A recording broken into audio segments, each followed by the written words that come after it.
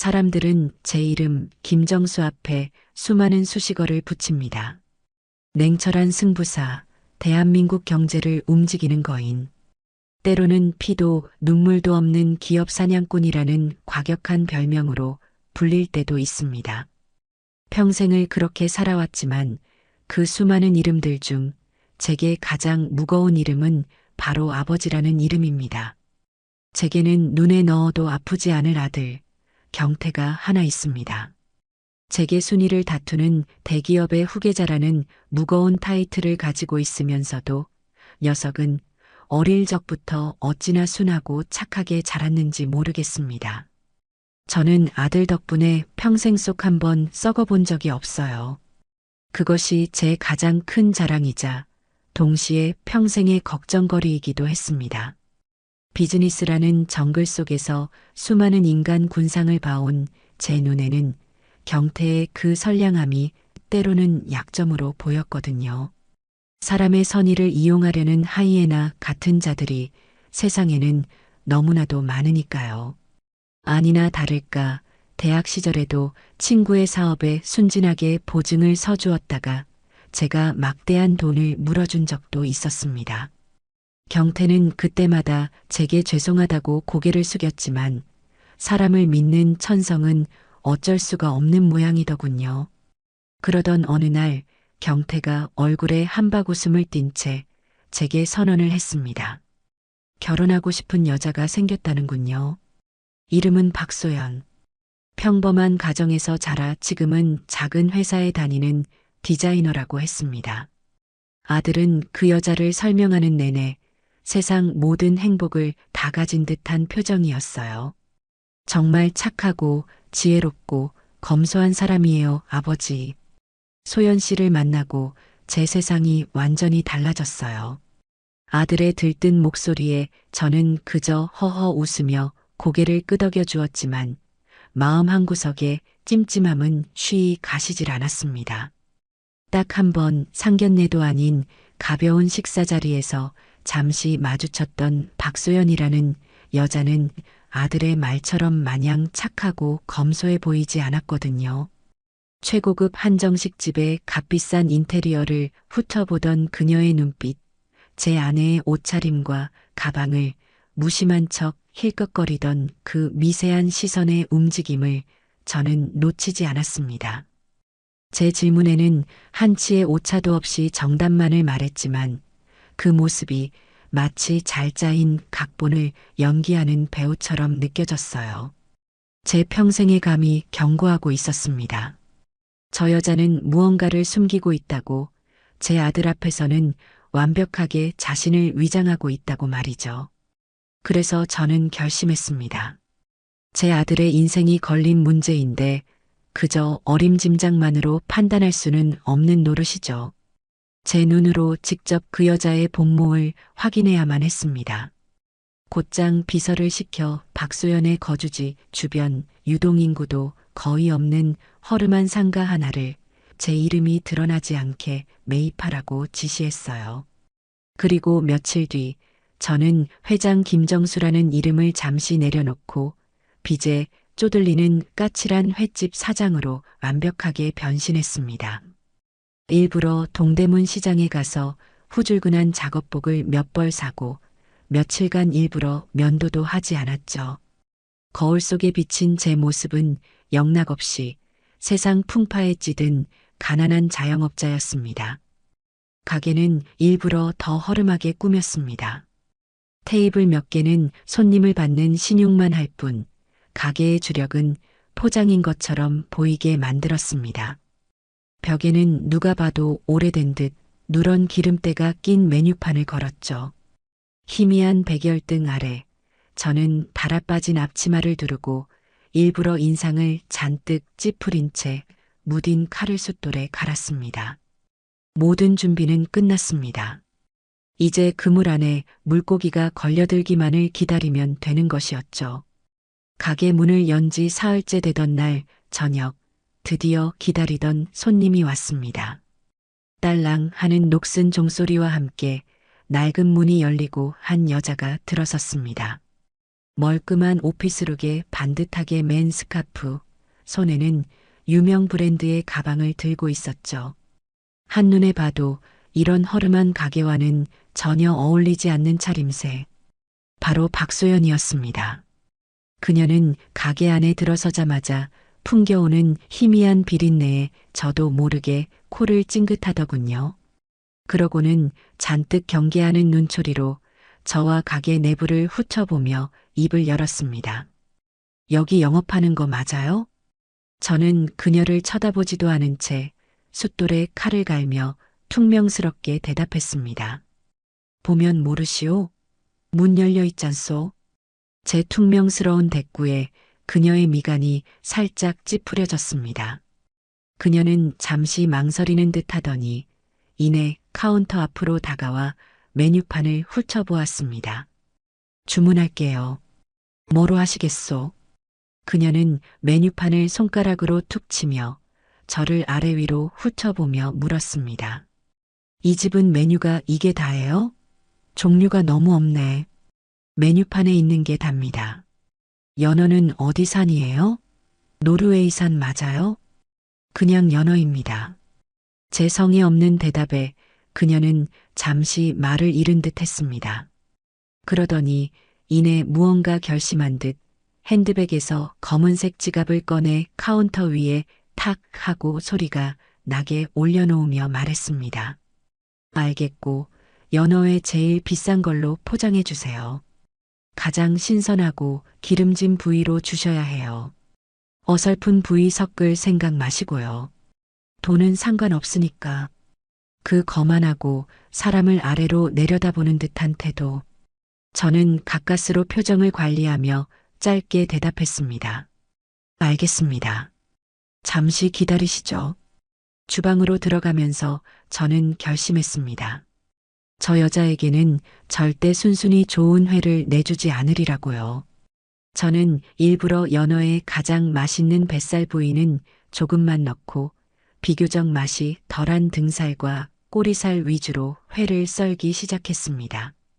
양도 정량보다 눈에 띄게 적게 담아 포장 용기에 담았죠. 과연 이 차이를 알아볼 것인가, 그리고 알아본다면 어떤 반응을 보일 것인가. 그것이 저의 첫 번째 시험이었습니다. 잠시 후 저는 포장을 마친 회를 들고 나와 계산대 위에 일부러 성의 없이 툭 소리가 나게 내려놓았습니다. 그녀는 의심스러운 눈초리로 포장 용기를 열어 내용물을 꼼꼼히 살폈습니다. 날카로운 눈이 용기 안을 한번 훑는가 싶더니 이내 어이가 없다는 듯 피식 웃더군요.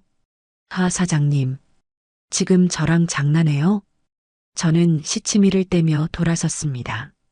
무슨 말씀이신지, 무슨 말이냐니 이걸 보고도 몰라요? 다시 와서 좀 보시죠, 이거. 그녀의 목소리에는 노골적인 분노가 담겨 있었습니다. 저는 마지못해 몸을 돌려 그녀가 서 있는 카운터로 다가갔습니다. 그녀는 젓가락으로 회 한 점을 가리키며 쏘아붙였죠. 이게 무슨 45,000원짜리 연어회예요? 꼬리살에 등살만 잔뜩 썰어놓고 양은 동네 마트 초밥 코너보다 못하잖아요. 내가 이런 걸 사가려고 이 비린내 나는 곳까지 걸어온 줄 아세요? 말 한마디 한마디가 칼날처럼 날아와 박혔습니다. 저는 오히려 더 당당하게 나갔습니다. 우리 가게 방침입니다. 비싸고 양 적다고 소문나서 아는 사람만 오는 집이라. 마음에 안 드시면 그냥 두고 가시든가. 마음대로 하세요. 제 말에 그녀의 얼굴이 순간 불그락푸르락해지는 것이 보였습니다. 그녀는 저를 노려보며 한동안 말을 잇지 못하더니 이내 거칠게 포장 용기 뚜껑을 닫고는 지갑을 들었습니다. 계산이요. 45,000원입니다.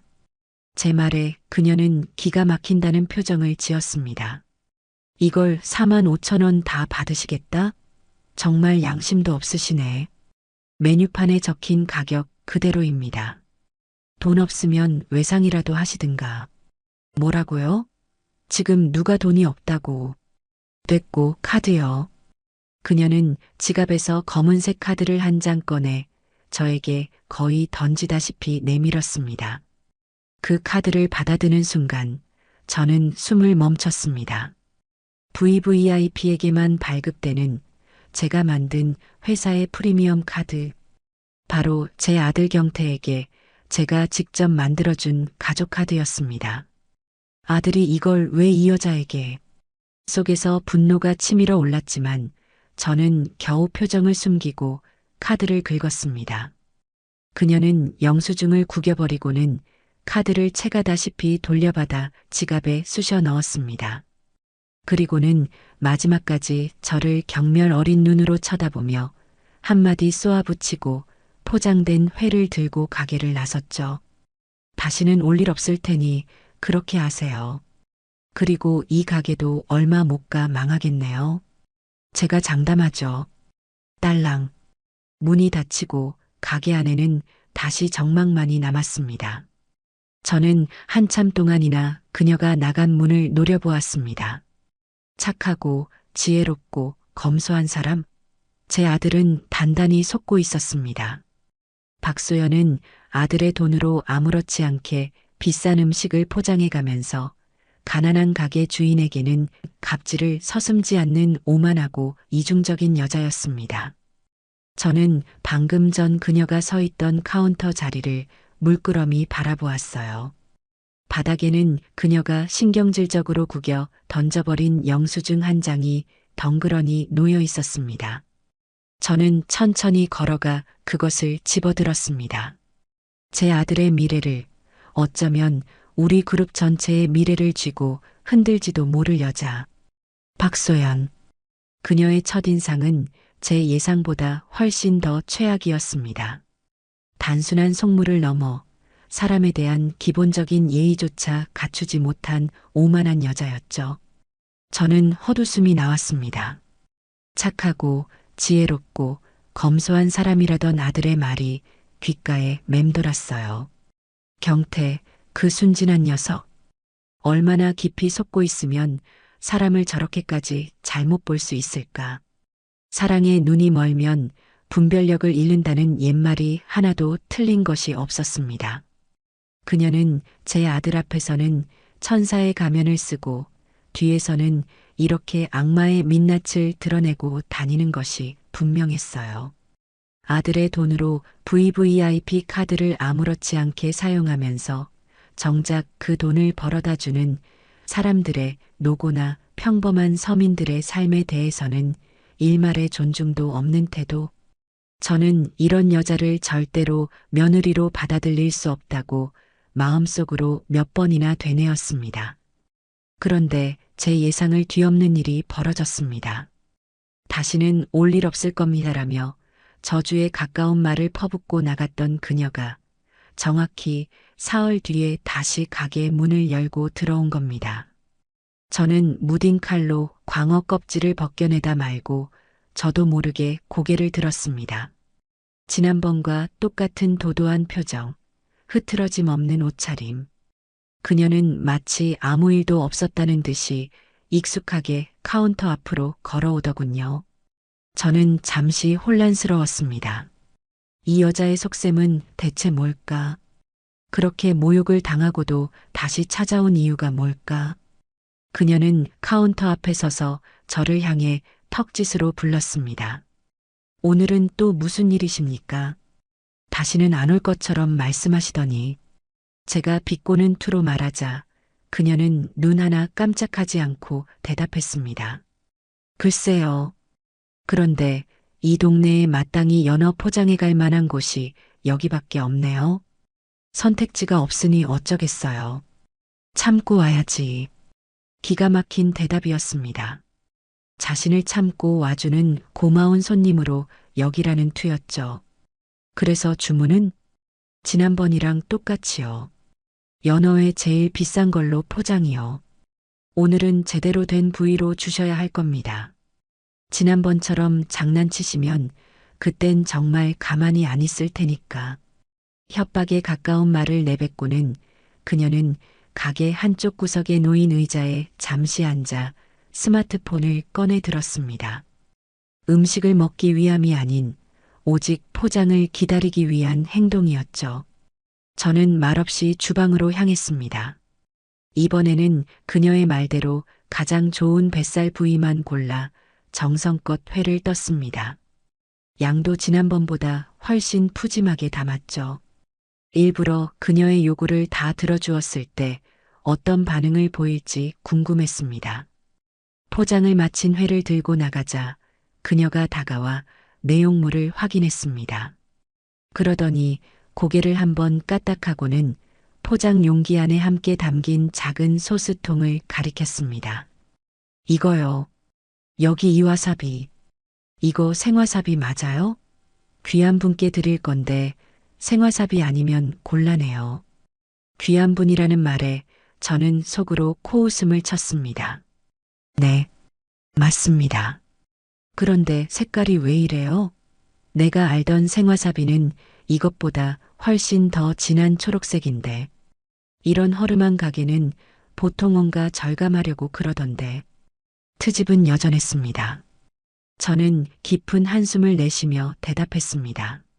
손님, 와사비는 강판에 가는 순간부터 공기와 만나면 색이 변하는 겁니다.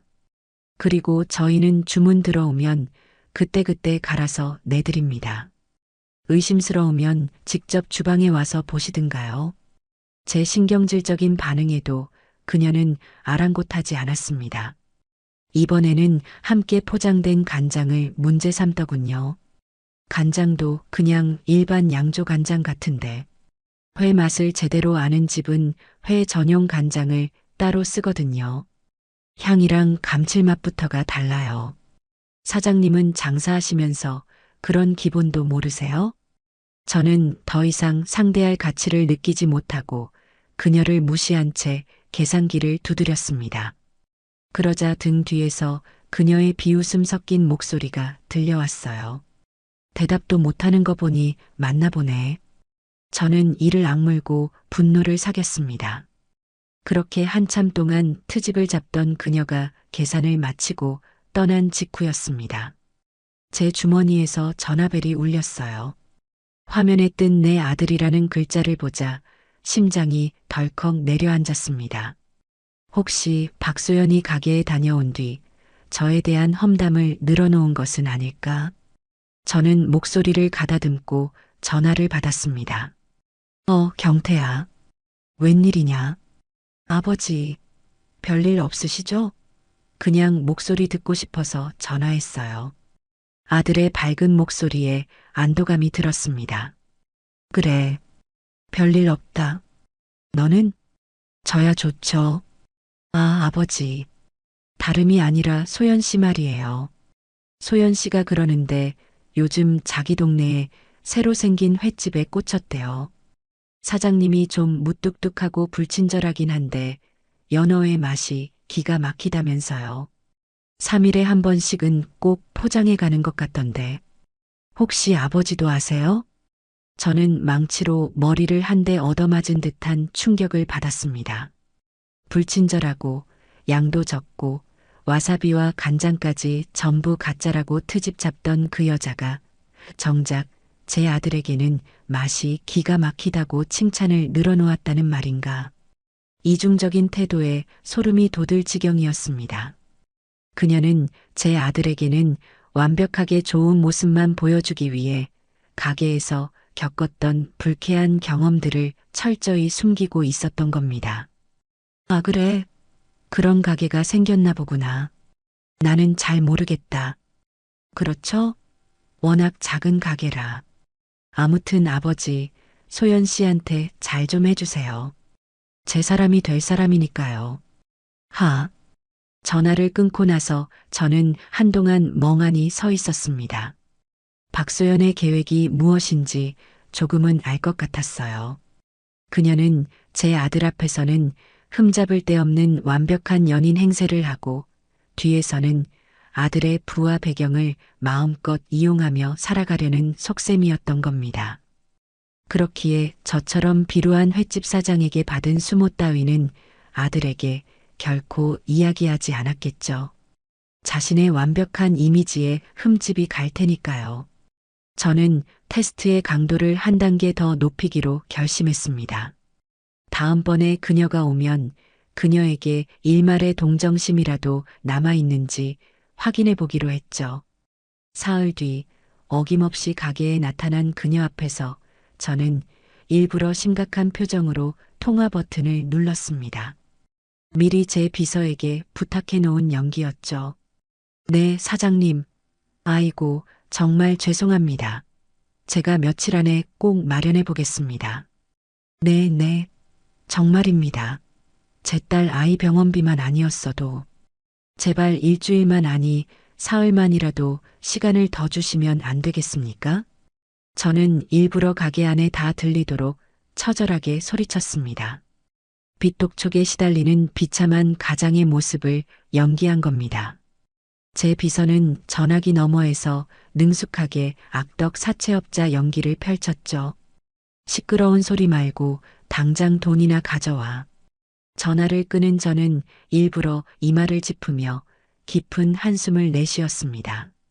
포장을 기다리던 박소연을 힐끗 쳐다보았지만 그녀는 스마트폰에서 눈을 떼지 않고 있었습니다. 잠시 후 제가 포장을 마치고 회를 내밀자 그녀가 차가운 목소리로 말했습니다. 개인적인 사정이 있는 건 알겠는데 손님 앞에서 그런 꼴사나운 모습은 좀 보기 그렇네요. 바쁘시면 주문받은 포장이나 빨리 해주시지. 왜 시간을 끄세요? 저 바쁜 사람이거든요. 연민이나 동정심이라고는 눈곱만큼도 찾아볼 수 없는 얼음장처럼 차가운 말이었습니다. 그녀에게 타인의 불행은 그저 자신의 시간을 뺏는 귀찮은 소음에 불과했던 겁니다. 저는 모든 희망을 내려놓았습니다. 이 여자에게는 더 이상 시험해 볼 가치조차 없다는 생각이 들었어요. 그녀는 머리부터 발끝까지 영혼의 가장 깊은 곳까지 철저하게 이기심과 속물근성으로 가득 찬 여자였습니다. 저는 묵묵히 그녀에게 포장된 연어회를 건넸습니다. 그날따라 유난히 포장 용기가 차갑게 느껴졌습니다. 박소연이 지옥에서 온 단골 손님처럼 3일에 한 번씩 횟집을 드나든 지도 어느덧 한 달이 다 되어가고 있었습니다. 저는 이제 그녀가 가게 문을 열고 들어서는 소리만 들어도 온몸의 신경이 곤두서는 기분이었어요. 그녀는 매번 새로운 트집거리를 찾아냈습니다. 어떤 날은 포장 용기가 환경 호르몬이 나올 것 같다며 불평했고 또 어떤 날은 제가 회 써는 칼 소리가 너무 시끄러워 신경에 거슬린다고 말했죠. 마치 저를 시험하고 제 인내심의 한계를 맛보려는 사람처럼 그녀는 집요하게 저를 괴롭혔습니다. 저는 그 모든 것을 묵묵히 받아냈습니다. 이제는 분노를 넘어 일종의 해탈의 경지에 이른 기분이었죠. 그녀가 어떤 행동을 하든 어떤 말을 내뱉든 제게는 더 이상 놀라울 것도 없었습니다. 그저 역시 박소연답다는 생각뿐이었어요. 저는 그녀의 모든 만행을 머릿속에 차곡차곡 기록해 두었습니다. 언젠가 제 아들 경태 앞에서 이 모든 진실을 밝히고 그 순진한 녀석의 눈을 뜨게 해줄 그날을 위해서였죠. 그러던 어느 날 제 확신을 송두리째 흔드는 사건이 일어났습니다. 그날도 박소연은 어김없이 가게에 나타나 연어회를 주문하고는 포장을 기다리며 카운터 근처에 서서 휴대폰만 들여다보고 있었습니다. 그때였습니다. 딸랑 하는 소리와 함께 가게 문이 열리고 남루한 행색의 노인이 들어섰습니다. 몇 년은 감지하는 듯 떡이 진 머리, 온갖 때가 묻어 원래 색을 알아볼 수 없는 외투. 한눈에 봐도 오랫동안 거리에서 생활한 노숙인이었죠. 노인은 가게 안에 들어서자마자 저를 발견하고는 다가와 다짜고짜 손을 내밀었습니다. 사장님, 배가 너무 고파서 그럽니다. 뭐 먹다 남은 거라도 있으면 조금만 주시면 안 될까요? 쉰 목소리에는 간절함이 묻어 있었습니다. 저는 인상을 찌푸렸습니다. 장사하는 가게에 이런 분이 들어오면 영업에 방해가 될 것이 뻔했죠. 저는 자리에서 일어나 노인의 팔을 붙잡고 밖으로 끌어내려 했습니다. 어르신, 죄송하지만 여기서 이러시면 안 됩니다.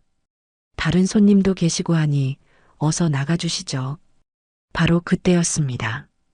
제가 노인과 실랑이를 벌이고 있을 때 등 뒤에서 얼음처럼 차가운 목소리가 들려왔습니다. 잠깐만요. 박소연이었습니다. 그녀는 언제 다가왔는지 제 바로 뒤에 서서 저와 노인을 번갈아 쳐다보고 있었죠. 저는 또 무슨 트집을 잡으려는 건가 싶어 신경질적으로 대꾸했습니다. 뭡니까? 지금 바쁜 거 안 보여요?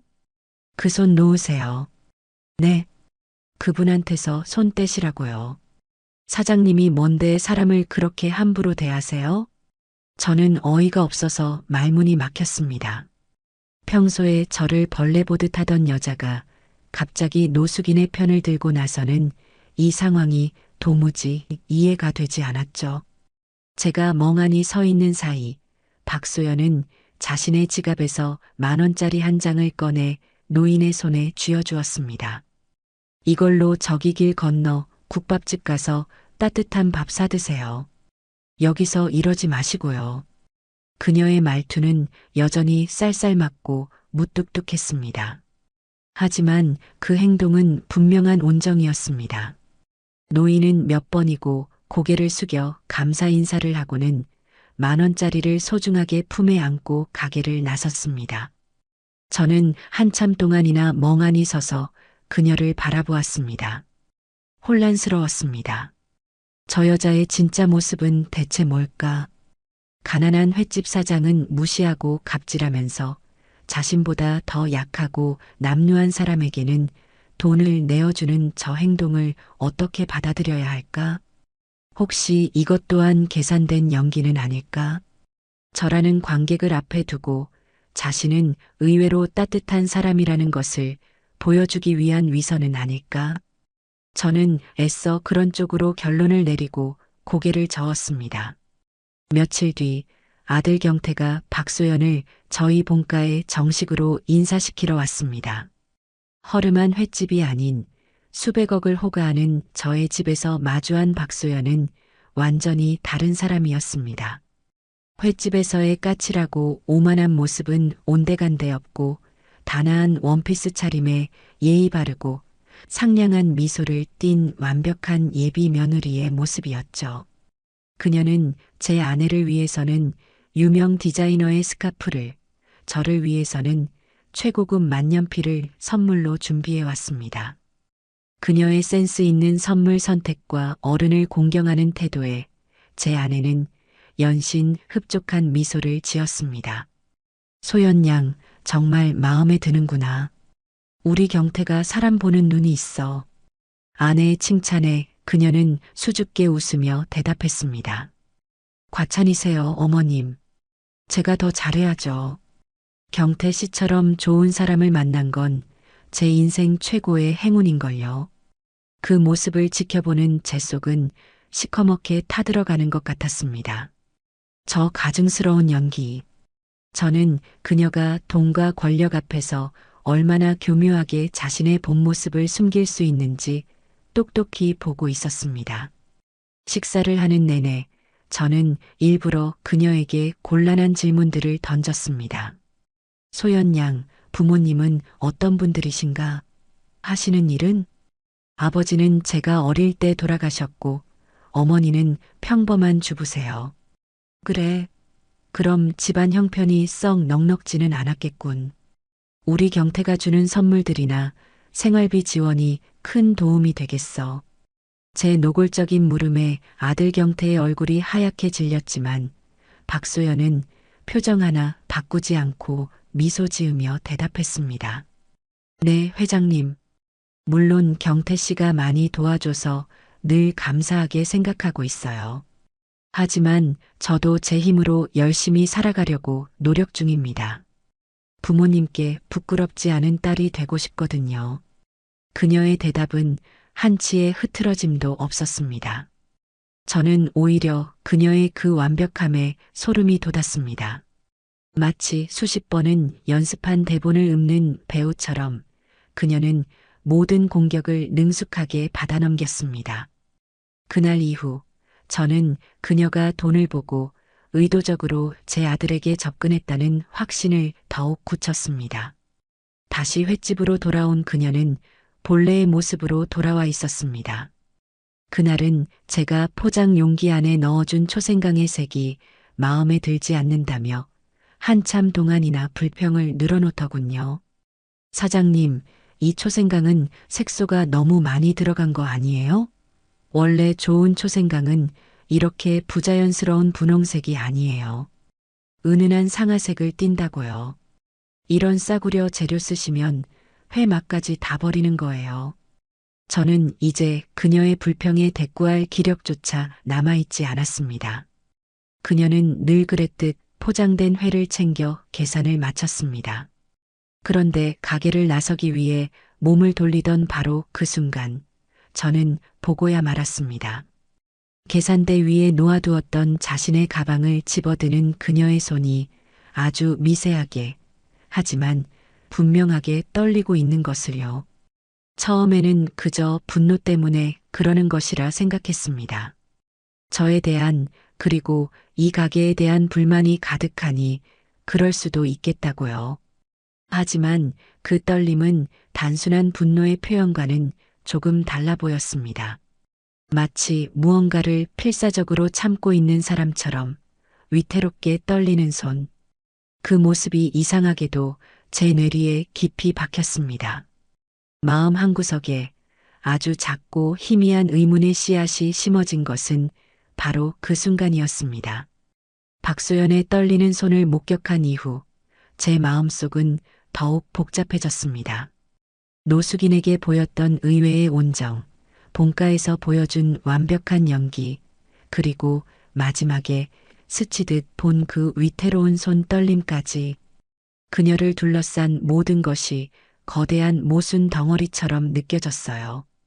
제가 처음 내렸던 결론, 즉 그녀가 속물근성으로 가득 찬 이중인격자라는 정의만으로는 설명되지 않는 부분들이 자꾸만 눈에 밟혔습니다.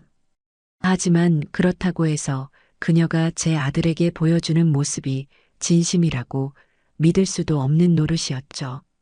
제 아들의 인생을 망칠 수도 있는 도박을 할 수는 없었습니다.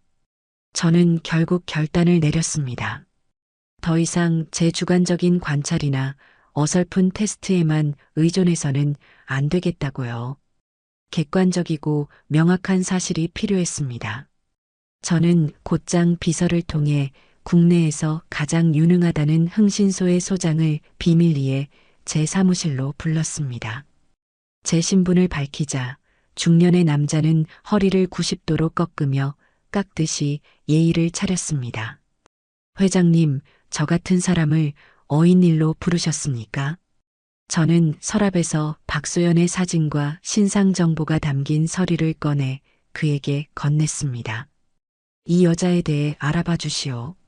아주 사소한 것 하나까지도 빠짐없이 가족관계, 재정상태, 교우관계, 평소 행적, 이 여자의 모든 것을 샅샅이 알아내야 합니다. 단 절대 들켜서는 안 됩니다. 내가 의뢰했다는 사실은 당신 무덤까지 가져가야 할 거요.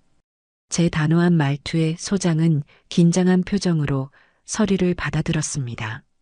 염려 마십시오, 회장님. 저희의 실력은 대한민국 최고라고 자부합니다. 원하시는 모든 정보를 완벽하게 가져다 드리겠습니다. 그렇게 박소연에 대한 비밀 뒷조사가 시작되었습니다. 조사원을 붙이고 며칠이 지나지 않아 첫 번째 보고가 올라왔습니다. 저는 제 개인 집무실에서 비서가 건넨 두툼한 봉투를 열어보았습니다. 보고서의 첫 장을 넘기는 순간 저는 저도 모르게 마른 침을 삼켰습니다. 그 내용은 제가 예상했던 것과는 사뭇 달랐기 때문입니다. 보고서에 따르면 박소연의 아버지는 그녀가 고등학생일 때 지병으로 돌아가셨고 그 후 홀어머니 밑에서 자랐다고 했습니다. 그런데 문제는 그녀의 어머니였습니다. 현재 암으로 시립병원의 장기 요양병동에 입원 중이며 상태가 위중하여 시한부 판정을 받았다는 내용이 적혀 있었죠. 그녀가 살고 있는 곳 또한 경태가 사준 고급 오피스텔이 아닌 지은 지 30년이 넘은 낡은 아파트였습니다. 그녀가 다니는 작은 디자인 회사의 월급은 병원비를 감당하기에는 턱없이 부족한 수준이었고요. 저는 보고서를 든 채 한동안 멍하니 앉아 있었습니다. 아픈 어머니를 병원에 두고 그 비싼 연어회를 3일에 한 번씩 포장해 갔다는 말인가? 아들이 준 블랙카드로 자신의 사치를 채우면서 정작 어머니는 허름한 시립 병원에 방치해 두고 있었다는 뜻인가? 저는 분노를 넘어 깊은 배신감을 느꼈습니다. 만약 그녀가 정말 효심이 깊은 딸이라면 아들의 카드로 명품을 살 게 아니라 어머니의 병원부터 옮겨드렸어야 마땅합니다.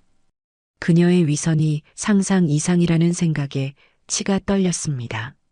저는 이 사실을 어떻게 경태에게 알려야 할지 눈앞이 캄캄해졌습니다.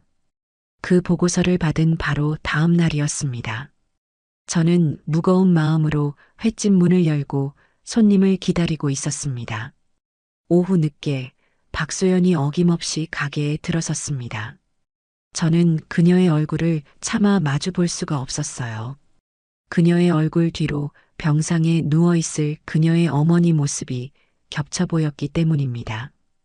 그녀는 그날따라 아무 말 없이 연어회만 주문하고 포장을 기다리며 가게 한쪽 의자에 잠시 앉아 있었습니다. 어딘지 모르게 평소보다 더 지치고 수척해 보이는 얼굴이었습니다. 그때였습니다.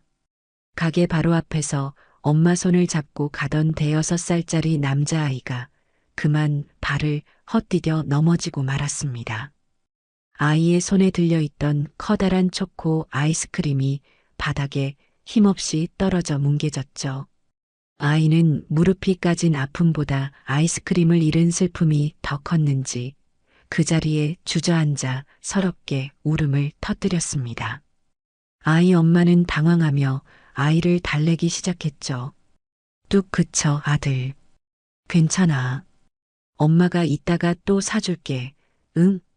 하지만 아이의 울음은 쉽게 그치지 않았습니다. 제가 가게 안에서 그 모습을 안타깝게 지켜보고 있을 때였습니다.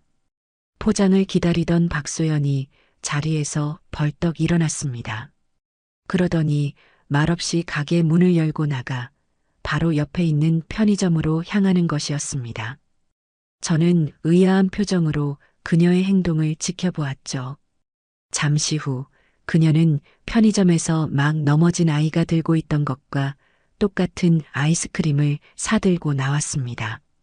그녀는 울고 있는 아이에게 다가가 무릎을 굽혀 눈을 맞추었습니다. 그리고는 아이의 작은 손에 새 아이스크림을 쥐어주었죠. 자, 이거 먹고 이제 그만 울어. 남자가 그런 거 가지고 쨍하게 우는 거 아니야. 그녀의 말투는 아이를 대할 때조차 무뚝뚝했습니다. 하지만 아이는 새로운 아이스크림을 보자 언제 울었냐는 듯이 눈물을 뚝 그치고 환하게 웃었습니다. 아이 엄마가 어쩔 줄 몰라 하며 그녀에게 연신 고개를 숙였습니다. 아이고, 정말 감사합니다. 아가씨, 제가 정신이 없어서 얼마를 드려야 할지. 그러자 박소연은 귀찮다는 듯이 손을 내저으며 말했습니다. 됐어요. 애들은 다 울면서 크는 거죠. 그럼 이만. 그녀는 그 말만 남기고 뒤도 돌아보지 않은 채 다시 가게로 들어왔습니다. 그리고는 아무 일도 없었다는 듯이 제가 포장을 마친 연어회를 말없이 받아들고 계산을 마쳤습니다. 저는 그런 그녀의 뒷모습을 복잡한 심경으로 바라보았습니다.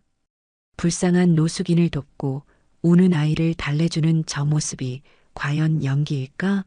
만약 연기라면 대체 누구에게 보여주기 위한 연기란 말인가?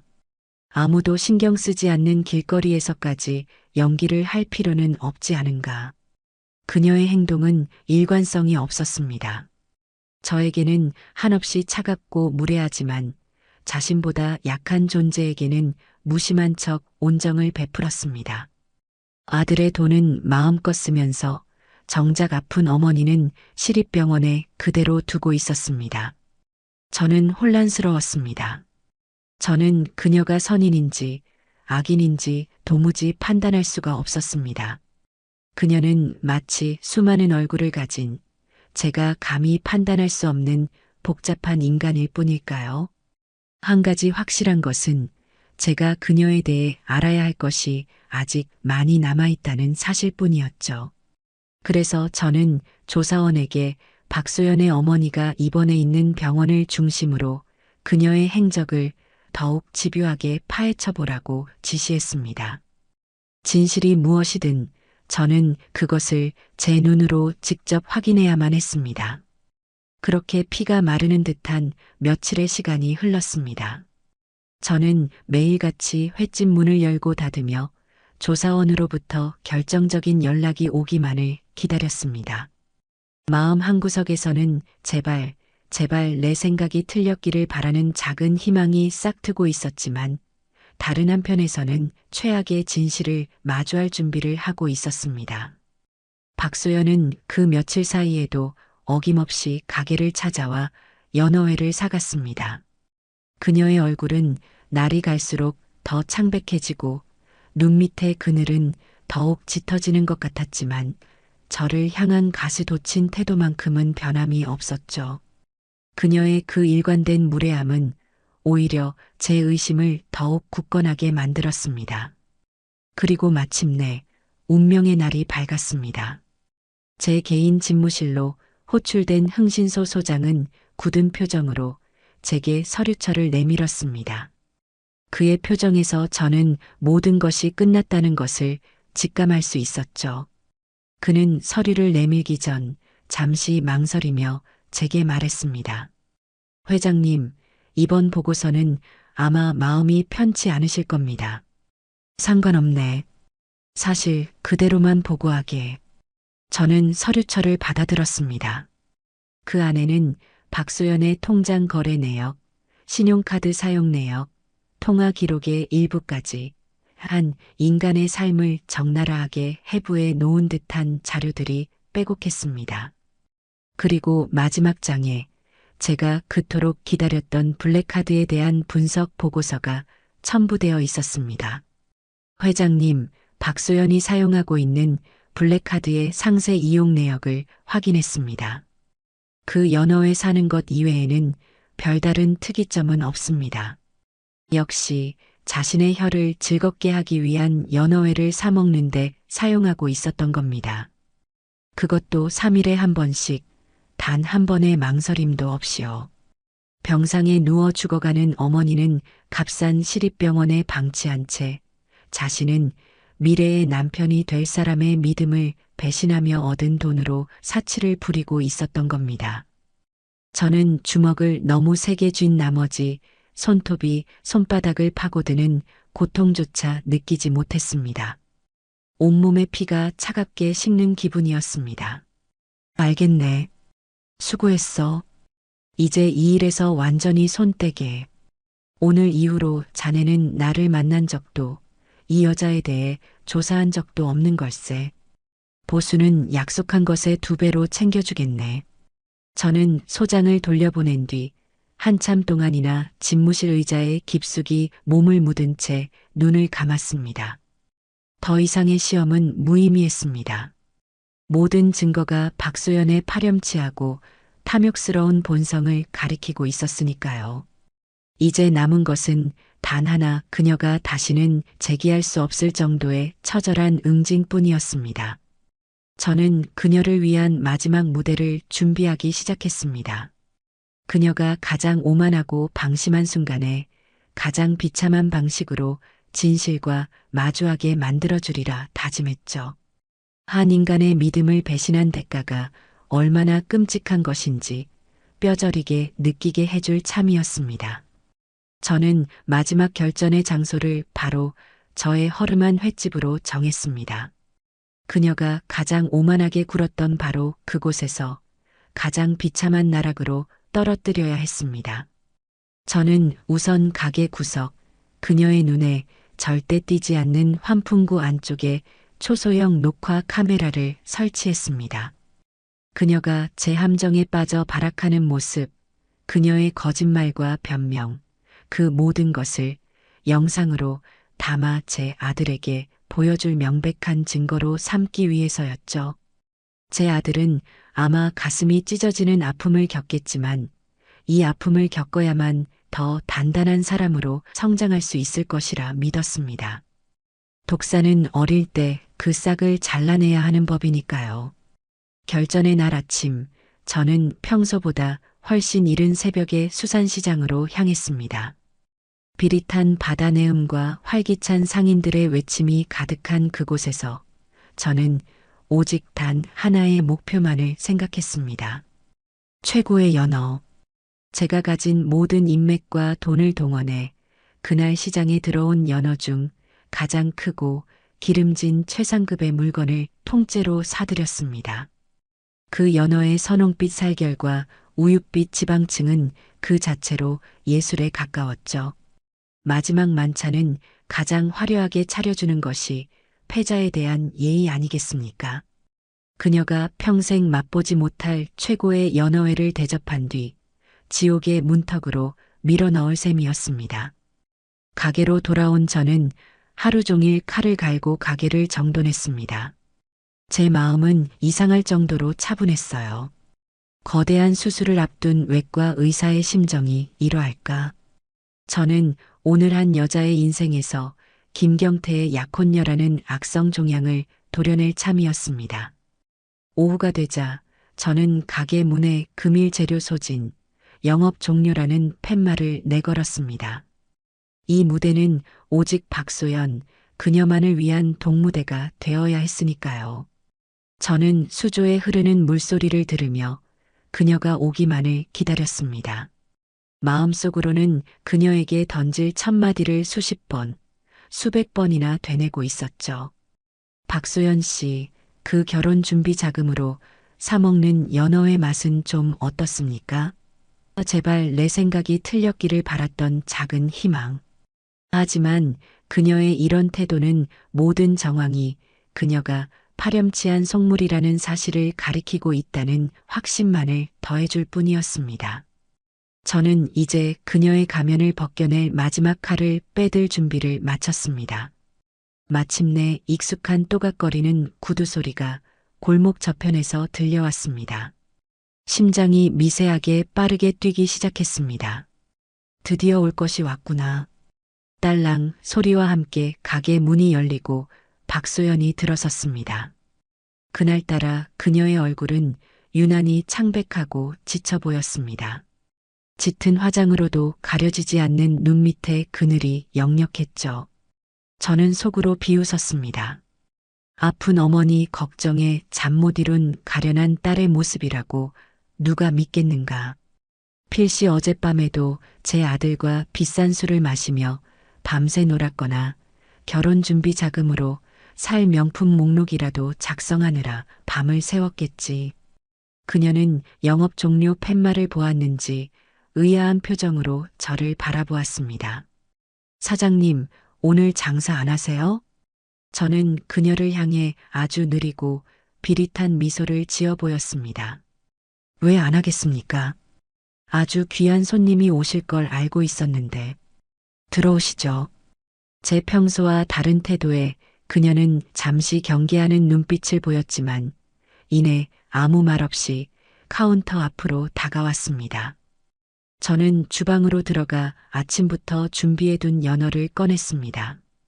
그리고 제 모든 기술과 정성을 다해 회를 썰어 최고급 포장 용기에 정갈하게 담았습니다. 마지막으로 금가루까지 뿌려 화려하게 완성된 포장 용기를 들고 그녀에게 다가갔습니다. 자, 이것 좀 보시죠. 제가 손님을 위해 준비한 아주 특별한 포장입니다.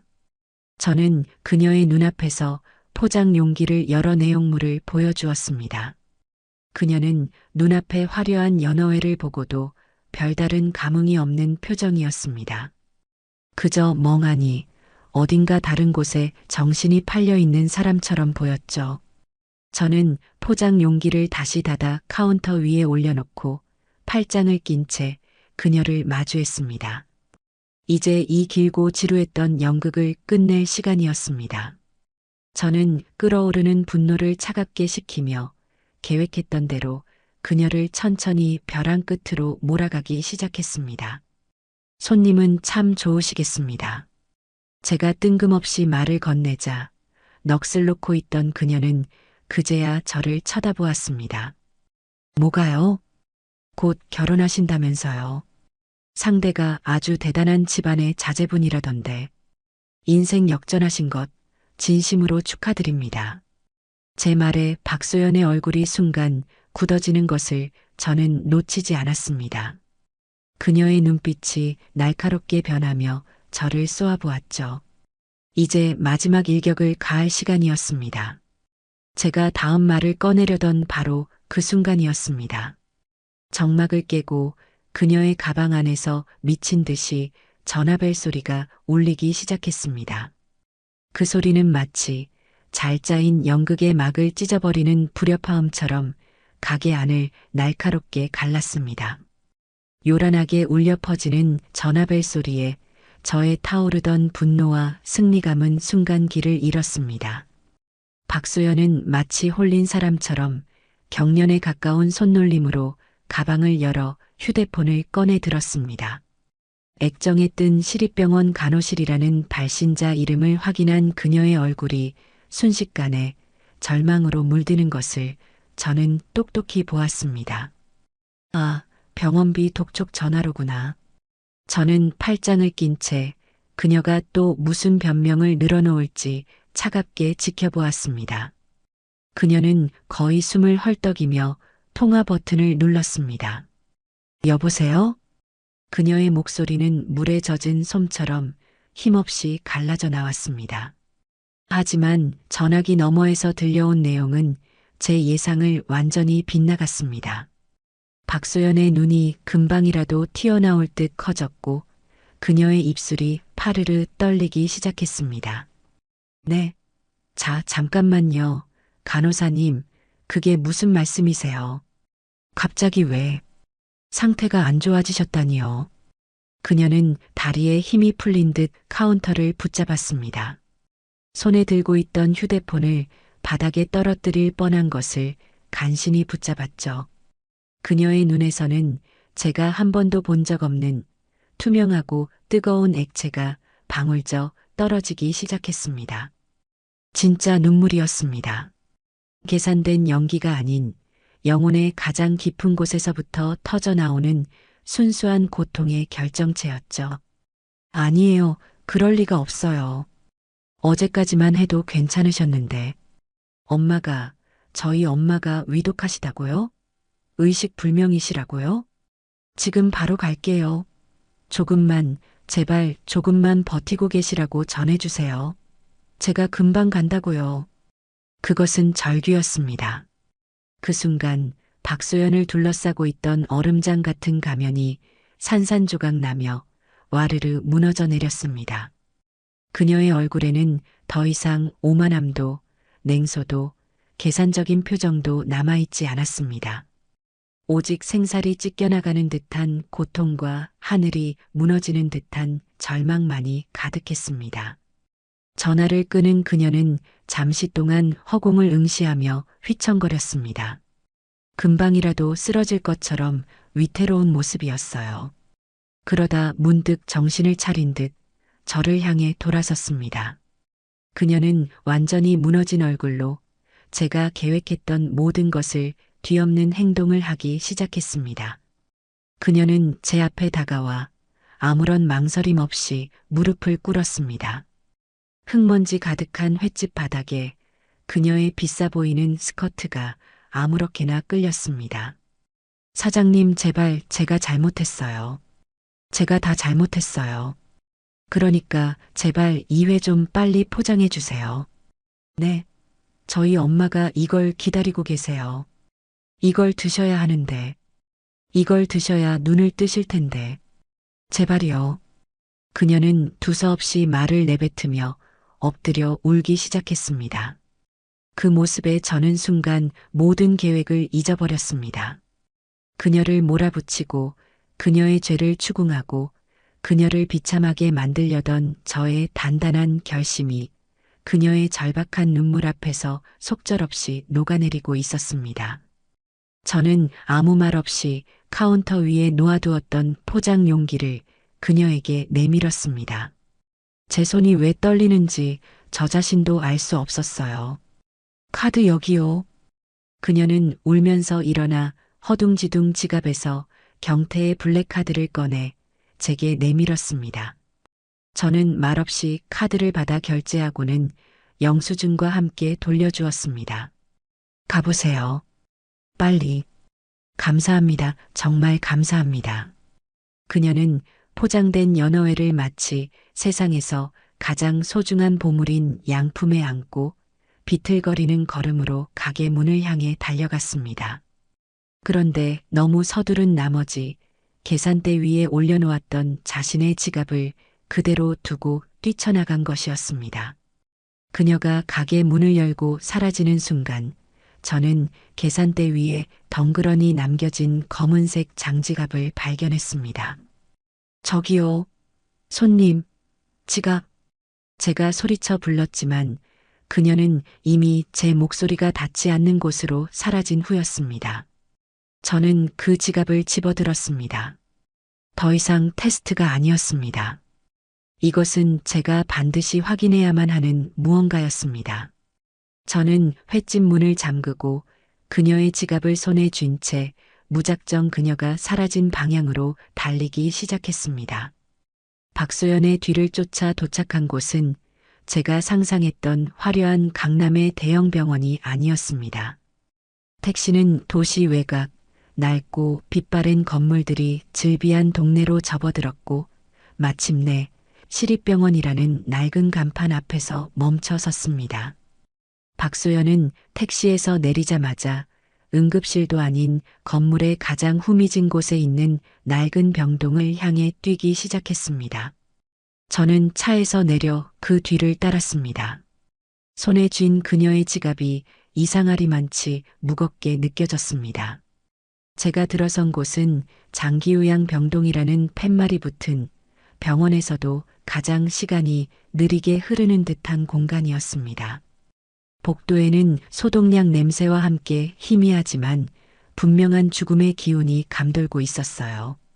저는 멀찍이 서 그녀가 어느 6인실 병실 앞에서 걸음을 멈추는 것을 지켜보았습니다. 그녀는 문 앞에서 잠시 숨을 고르더니 이내 결심한 듯 문을 열고 안으로 들어갔습니다. 저는 조심스럽게 다가가 복도 벽에 몸을 숨긴 채 병실 안을 엿보았습니다. 그리고 그 안에서 벌어지는 광경에 저는 그 자리에 얼어붙은 채 숨을 쉬는 것조차 잊어버리고 말았습니다. 병실의 가장 안쪽 창가 자리에 한 여인이 기계장치에 의존한 채 누워 있었습니다. 눈을 감은 채 미동도 없는 그 모습은 살아있는 사람이라기보다는 마른 나뭇가지에 가까워 보였어요. 박소연의 어머니였습니다.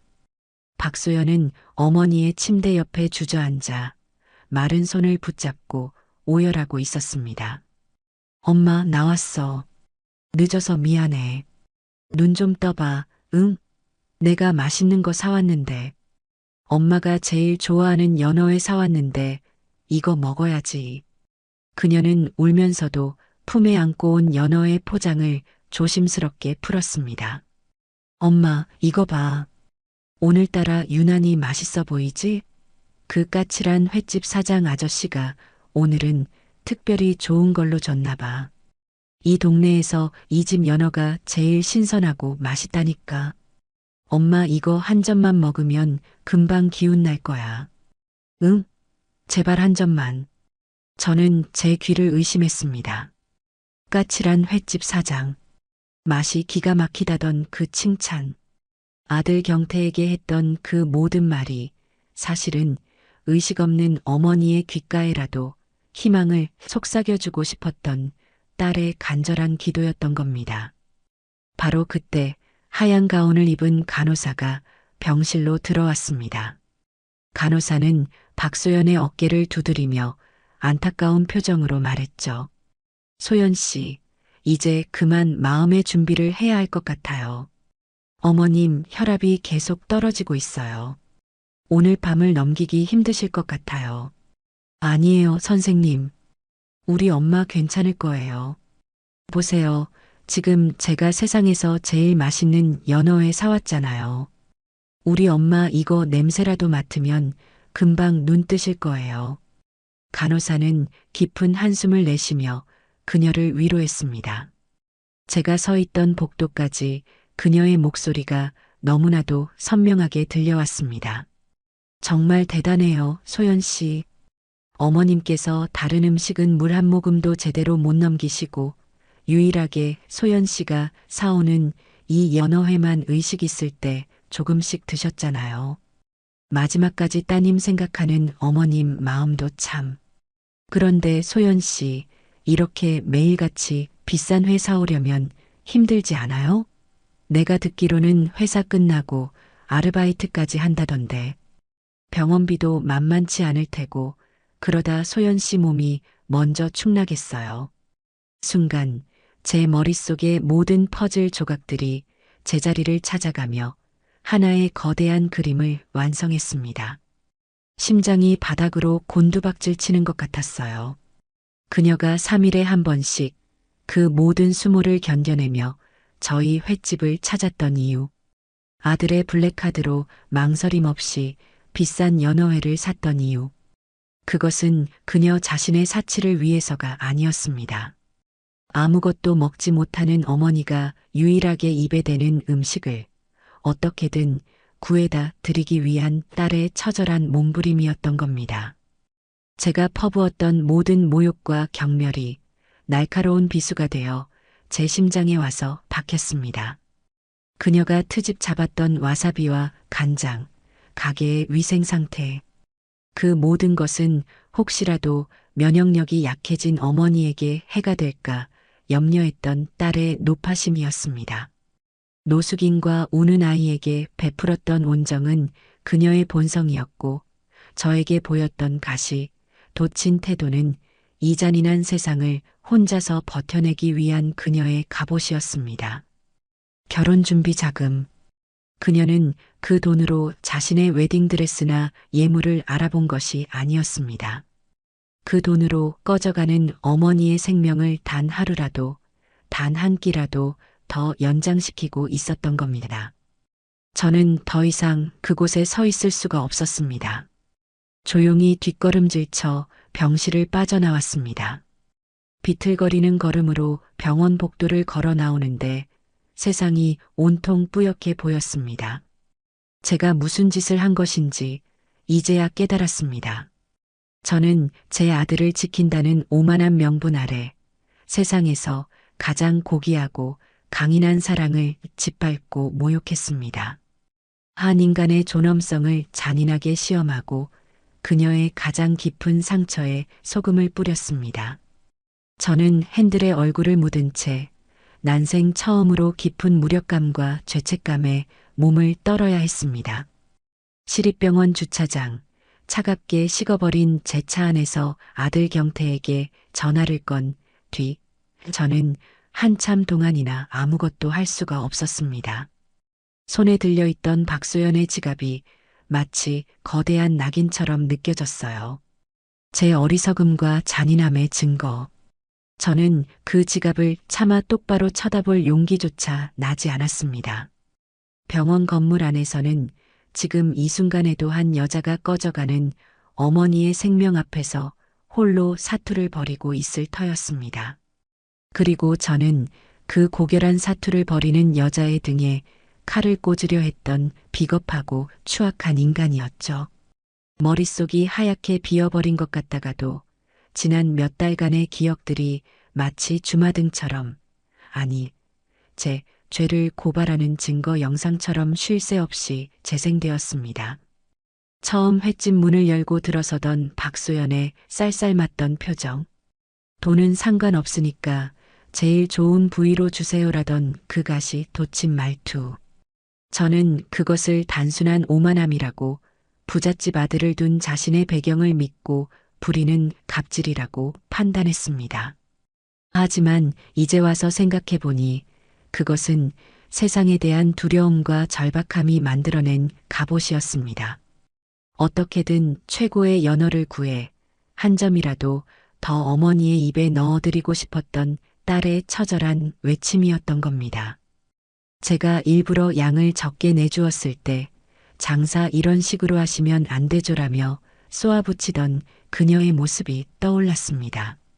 저는 그녀가 저를 무시한다고 생각했지만 사실 그녀는 정당한 값을 치르고도 어머니께 가져다 드릴 음식이 부실할까봐, 그래서 어머니가 실망하실까봐 두려웠던 것이겠죠. 와사비와 간장을 따지고 초생강의 색소를 논했던 그 모든 트집들이 이제는 모두 다르게 해석되었습니다. 혹시라도 질 나쁜 음식이 면역력이 약해진 어머니의 몸에 해가 될까봐, 행여나 탈이라도 날까봐 전전긍긍했던 딸의 노파심.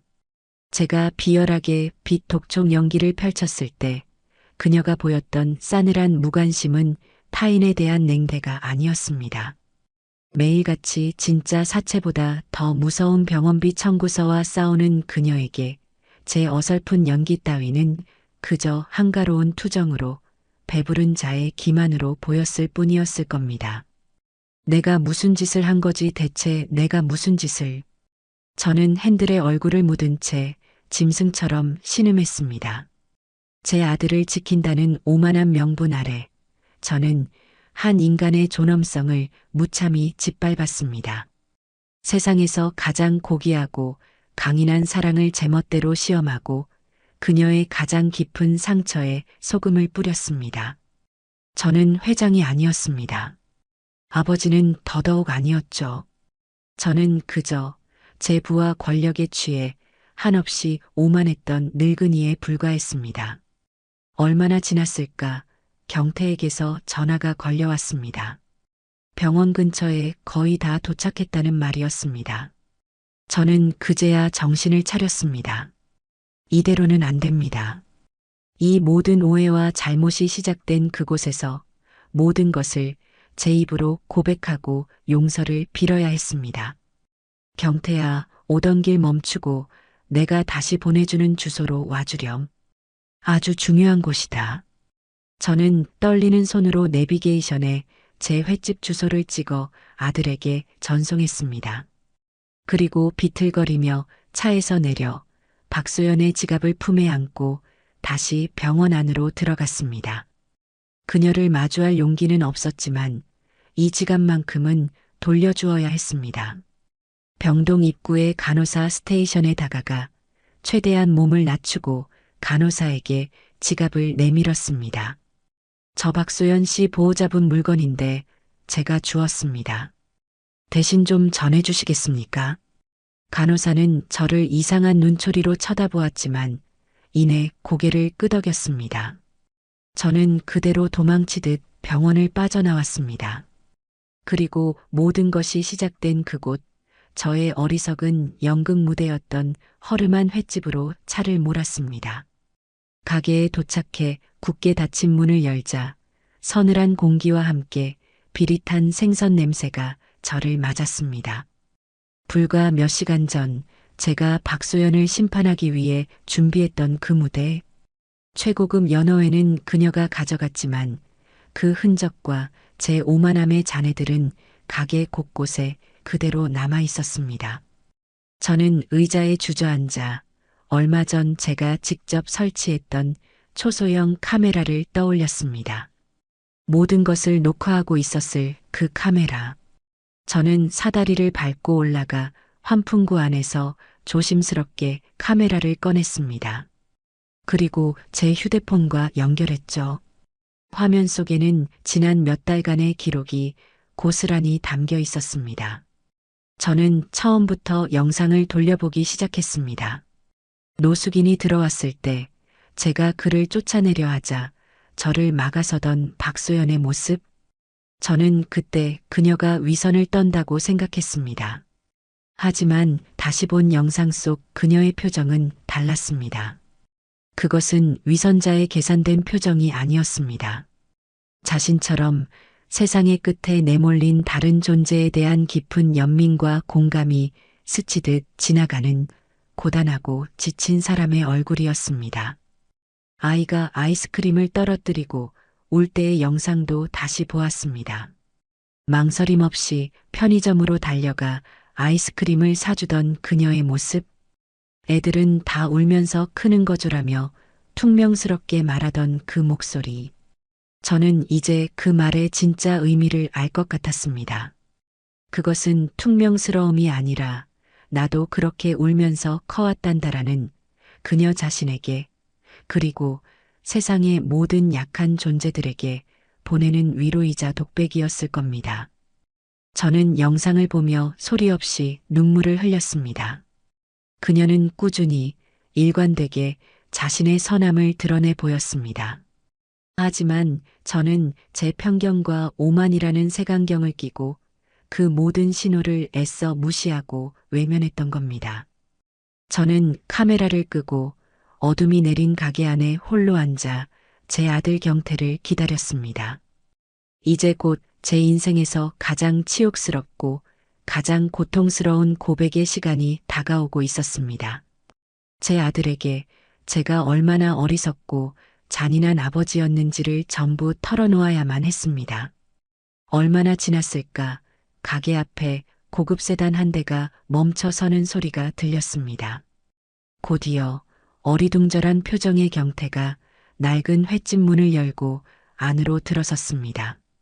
아들은 가게의 허름한 내부와 작업복 차림으로 초점 없이 앉아 있는 저를 번갈아 보며 도저히 상황을 이해할 수 없다는 얼굴로 물었습니다.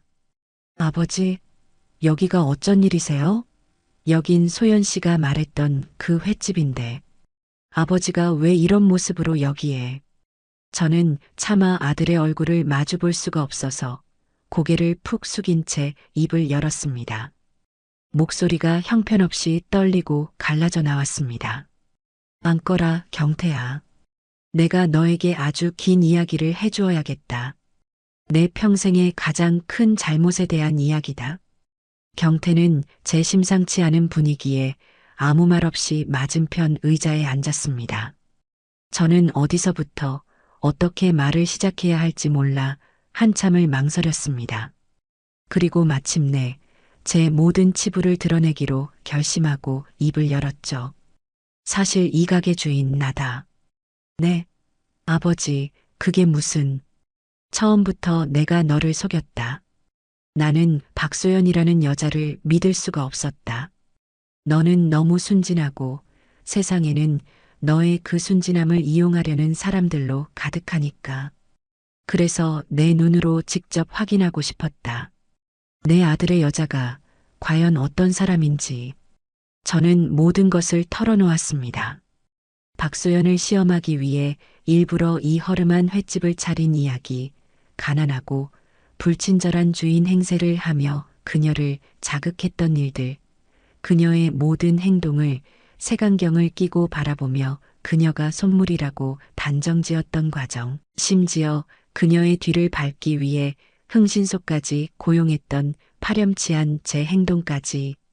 그리고 마지막으로 오늘 오후 시립병원에서 제 눈으로 직접 목격한 그 참혹하고도 숭고한 진실에 대해서도요. 제 이야기가 길어질수록 경태의 얼굴은 충격과 불신, 슬픔으로 일그러져 갔습니다. 자신의 아버지가 그런 끔찍한 일을 꾸몄다는 것에 대한 충격, 그리고 그보다 더 큰 자신이 사랑하는 여자가 홀로 감당해야 했을 그 엄청난 고통에 대한 미안함과 죄책감. 소연 씨가 혼자서 그 모든 걸 어머님이 위독하시다는 건 알고 있었지만 이 정도일 줄은 몰랐어요. 저는 아무것도 모르고 매일같이 비싼 레스토랑에 데려가고 철없이 선물을 안겨주고 그럴 때마다 소연 씨 속은 얼마나 타들어갔을까요? 저는 정말 나쁜 놈입니다, 아버지. 경태는 얼굴을 감싸 쥔 채 흐느끼기 시작했습니다. 아들의 그 모습을 보니 제 가슴은 정말 갈기갈기 찢어지는 것 같았습니다. 제 어리석은 의심이 제 아들과 박소연 두 사람 모두에게 씻을 수 없는 상처를 남기고 만 것이었습니다. 바로 그때였습니다. 마치 운명의 장난처럼 딸랑 하는 소리와 함께 가게 문이 열렸습니다. 저희 두 사람이 동시에 고개를 들었고 그곳에는 병원에서 막 돌아온 듯 헬쑥하고 위태로운 모습의 박소연이 서 있었습니다. 그녀는 아마도 자신이 두고 간 지갑을 찾으러 온 것이었겠죠. 그녀는 가게 안에 앉아 있는 경태와 그리고 그 맞은편에 작업복 차림으로 앉아 있는 저를 보고 그 자리에 얼어붙고 말았습니다. 가게 안에는 숨막히는 침묵이 흘렀습니다. 박소연은 눈앞의 상황을 이해하려 애쓰는 듯 저와 경태를 번갈아 쳐다보았습니다. 경태는 자리에서 벌떡 일어나 그녀에게 다가가려 했지만 제가 손짓으로 막았습니다.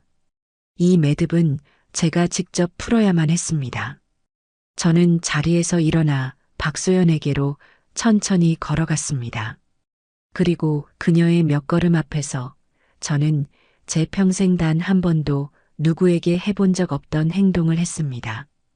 저는 허리를 굽혀 그녀에게 깊고 아주 깊은 사죄의 절을 올렸습니다. 내가 정말 미안하네. 용서받지 못할 죄를 지었어. 고개를 들자 박소연은 여전히 충격에서 벗어나지 못한 채 저를 바라보고 있었습니다. 저는 제 입으로 이 모든 잔인한 연극의 진실을 밝혀야만 했습니다. 내가 경태 애비일세. 자네를 시험하겠다고 이런 비겁하고 졸렬한 짓을 꾸민 장본인이야. 제 입에서 나온 말을 그녀가 이해하는 데는 그리 오랜 시간이 걸리지 않았습니다. 그녀의 창백했던 얼굴이 순식간에 새하얗게 질려갔습니다. 그동안 가게에서 겪었던 모든 수모와 모욕, 저의 비아냥거림과 냉대, 그 모든 것이 자신을 시험하기 위한 계획된 행동이었다는 사실을 깨달은 그녀의 눈에서 이내 굵은 눈물방울이 쉴 새 없이 흘러내리기 시작했습니다. 그녀는 아무 말도 하지 않았습니다. 그저 소리 없이 눈물만 흘렸죠. 그 침묵이 그 어떤 비난과 원망보다도 더 제 심장을 아프게 찔렀습니다. 소연 씨, 더 이상 참지 못한 경태가 그녀에게 달려가 위태롭게 서 있는 그녀의 몸을 부축하며 끌어안았습니다. 미안해요. 정말 미안해요. 내가 너무 무심했어요. 내가 더 일찍 알았어야 했는데 혼자서 얼마나 힘들었어요. 경태의 품에 안긴 박소연은 그제야 참고 있던 모든 서름을 터뜨리듯 오열하기 시작했습니다. 그동안 홀로 버텨왔던 그 모든 시간의 무게가 어머니에 대한 걱정과 세상에 대한 원망이 하나의 거대한 울음이 되어 터져 나왔습니다. 저도 죄송해요. 제가 너무 무례하게 굴었어요. 매일매일이 지옥 같아서 그렇게라도 하지 않으면 제가 먼저 무너져 버릴 것 같아서 그래서 그랬어요. 죄송합니다. 그녀는 울면서도 오히려 저에게 사과를 했습니다. 그 말에 저는 정말이지 땅으로 꺼져버리고 싶은 심정이었습니다. 허름하고 낡은 횟집. 저의 오만과 편견으로 시작된 이 비극의 무대에서 세 사람은 한참 동안이나 서로를 부둥켜 안고 울었습니다. 그것은 상처와 오해로 얼룩졌던 과거를 씻어내고 비로소 진정한 하나의 가족으로 태어나는 길고도 아픈 통과일이었습니다. 그날 밤 저의 허름한 횟집에서 벌어진 눈물의 화해 이후 모든 것이 달라지기 시작했습니다. 하지만 달라진 것은 세상이 아니라 세상을 바라보는 저의 눈이었습니다. 저는 더 이상 단 한순간도 지체할 시간이 없다고 판단했습니다. 뜬 눈으로 밤을 새운 저는 다음날 동이 트자마자 제 집무실로 향했습니다. 그리고 제 평생의 사업가적 기질과 회장으로서의 권한을 오직 한 사람, 박소연의 어머니를 위해 사용하기 시작했습니다. 저는 먼저 저희 그룹 산하의 VIP 병원 원장에게 직접 전화를 걸었습니다. 이른 새벽 걸려온 제 전화에 당황한 기색이 역력한 원장에게 저는 단호하고 신속하게 지시를 내렸습니다. 원장, 지금 당장 병원에서 가장 좋은 VVIP 병실 하나를 비우게.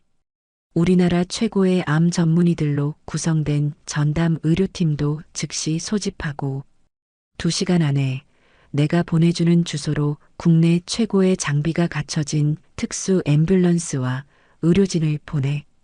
단 한 치의 오차도, 단 1분의 지체도 용납하지 않겠네. 이것은 단순한 지시가 아니라 내 가족의 목숨이 걸린 명령이야. 제 목소리에 담긴 절박함과 단호함을 느꼈는지 원장은 더 이상 아무것도 묻지 않고 즉시 지시를 이행하겠다고 답했습니다. 전화를 끊은 저는 곧바로 경태에게 연락해 저와 함께 시립병원으로 가자고 했습니다. 어젯밤 모든 진실을 알게 된 경태는 밤새 소연 씨 곁을 지키겠다고 고집을 부렸지만 제가 지금은 어머니를 위하는 것이 곧 소연 씨를 위하는 길이라고 설득했습니다. 잠시 후 경태와 함께 시립병원에 도착했습니다. 복도 의자에서 잠이 든 경태의 어깨에 기댄 채 뜬 눈으로 밤을 새운 박소연의 얼굴은 말이 아니었지만 저희를 보자 희미하게 웃어 보였습니다. 어제와는 다른 아주 작은 안도감이 깃든 미소였습니다. 저는 그런 그녀에게 다가가 조심스럽게 입을 열었습니다. 밤새 힘들었지? 이제 괜찮다. 이제부터는 우리가 함께 할 테니 아버님, 어머님을 더 좋은 곳으로 옮겨드리려고 하네. 내가 아는 최고의 의사들이 이미 모든 준비를 마치고 기다리고 있어. 그러니 아무 걱정 말고 이제부터는 전문가들에게 맡기자꾸나. 제 말에 박소연은 놀란 눈으로 저를 바라보았습니다. 그녀의 눈빛에는 감사함과 함께 어쩔 수 없는 미안함과 걱정이 뒤섞여 있었습니다. 하지만 아버님, 저희는 그럴 형편이 이렇게 큰 신세를 져도 될지 모르겠습니다. 저는 그녀의 어깨를 가만히 감싸 안으며 나지막하지만 단호한 목소리로 말했습니다. 소연아, 다시 한번 말하지만 이제부터는 너 혼자가 아니야. 어머님은 더 이상 너만의 어머니가 아니라 우리 모두의 어머님이시네. 그리고 이건 신세가 아니라 가족으로서 당연히 해야 할 도리다. 그러니 너는 아무것도 걱정하지 말고 오직 어머님 곁에서 힘이 되어드리는 것만 생각하렴. 아비로서 내가 너에게 해주고 싶은 첫 번째 선물이다. 제 진심이 전해졌는지 그녀는 더 이상 거절하지 않고 조용히 고개를 끄덕였습니다. 그녀의 눈가에 투명한 눈물방울이 맺혔지만 그것은 어제의 절망의 눈물이 아닌 희망과 감사의 눈물이었습니다. 잠시 후 병원 복도 저편에서 제가 보낸 최신 구급 장비가 갖춰진 특수 앰뷸런스와 하얀 가운을 입은 의료진들이 도착했습니다. 그들의 일사불란하고 전문적인 모습은 시립병원의 풍경과는 너무나도 대조적이었습니다. 박소연의 어머니는 시립병원의 낡은 침대에서 국내 최고의 시설을 갖춘 VIP 병실로 조심스럽게 옮겨졌습니다. 햇살이 가득 들어오는 넓고 쾌적한 1인실, 24시간 내내 최고의 간호를 받을 수 있는 그곳에서 비로소 박소연은 잠시나마 시름을 내려놓고 안도의 한숨을 내쉴 수 있었습니다. 어머니가 평화롭게 잠든 모습을 확인한 뒤 저는 소연이와 경태를 병원 내의 작은 카페로 데려갔습니다. 그리고 따뜻한 차 한 잔을 건네며 저는 그녀에게 두 번째 선물을 내밀었습니다. 소연아, 당분간 회사는 나가지 말거라. 내가 이미 자네 회사 대표에게는 이야기를 다 해두었다. 무기한 유급 휴가를 줄 것이고 자네가 돌아오고 싶을 때 언제든 돌아올 수 있도록 조치해 두었네. 지금 자네에게 가장 중요한 일은 회사 일이 아니라 어머님 곁을 지키고 또 자네 자신의 몸과 마음을 돌보는 일이야.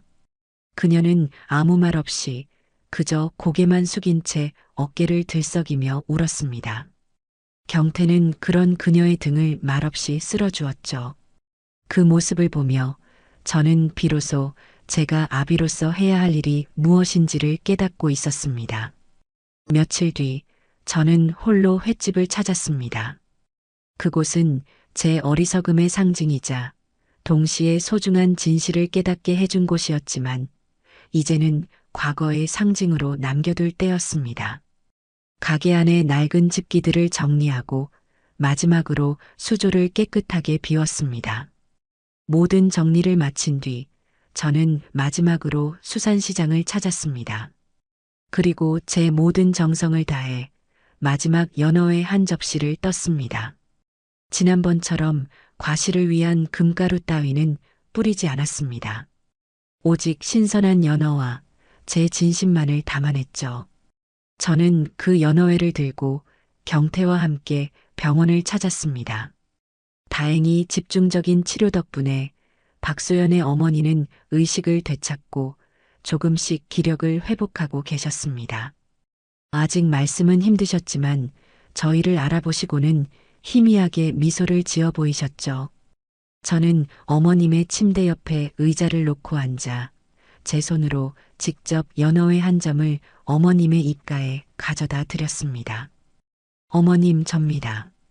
경태 애비입니다. 그동안 저희 때문에 소연이가 마음고생이 참 심했습니다. 제가 다 잘못했습니다.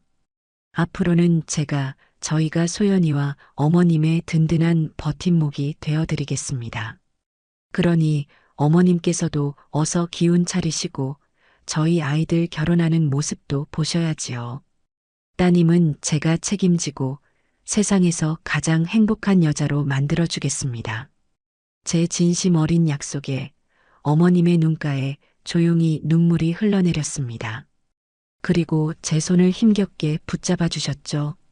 그 따뜻한 온기에 저 역시 코끝이 시큰해졌습니다. 그로부터 몇 달의 시간이 흘렀습니다. 기적처럼 박소연의 어머니는 눈에 띄게 건강을 회복하셨습니다. 완쾌는 아니었지만 함께 산책을 할 수 있을 정도로 기력을 되찾으셨죠. 저희는 더 이상 결혼식을 미룰 이유가 없었습니다. 제 아내와 박소연 그리고 기력을 되찾으신 안사돈까지 네 사람이 함께 행복하게 결혼 준비를 시작했습니다. 제 아내는 마치 친딸이 생긴 것처럼 소연이를 살뜰히 챙겼고 두 분 안사돈께서는 금세 둘도 없는 친구처럼 가까워지셨습니다. 그리고 마침내 따스한 햇살이 내리쬐는 어느 봄날 경태와 박소연의 결혼식이 열렸습니다. 저희는 세간의 이목을 끄는 화려한 결혼식 대신 양가 가족과 가까운 지인들만 초대하여 작고 소박한 가든 웨딩을 올렸습니다. 하얀 웨딩드레스를 입은 박소연의 모습은 눈이 부시게 아름다웠고 휠체어에 앉아 그 모습을 지켜보시는 안사돈의 얼굴에는 행복한 미소가 가득했습니다. 결혼식이 끝나고 피로연이 한창일 때였습니다. 박소연이 조용히 제게 다가와 샴페인 잔을 건넸습니다. 아버님, 이제는 그녀의 입에서 너무나도 자연스럽게 나오는 그 호칭에 저는 따뜻한 미소로 화답했습니다. 그래, 내 딸아. 정말 감사드립니다. 아버님께서 베풀어 주신 모든 것들 평생 잊지 않고 갚으며 살겠습니다. 갚을 생각일랑 하덜 말거라. 그 대신 우리 경태 옆에서 지금처럼 예쁘게 웃으며 행복하게 살아주면 나는 그것으로 충분하다.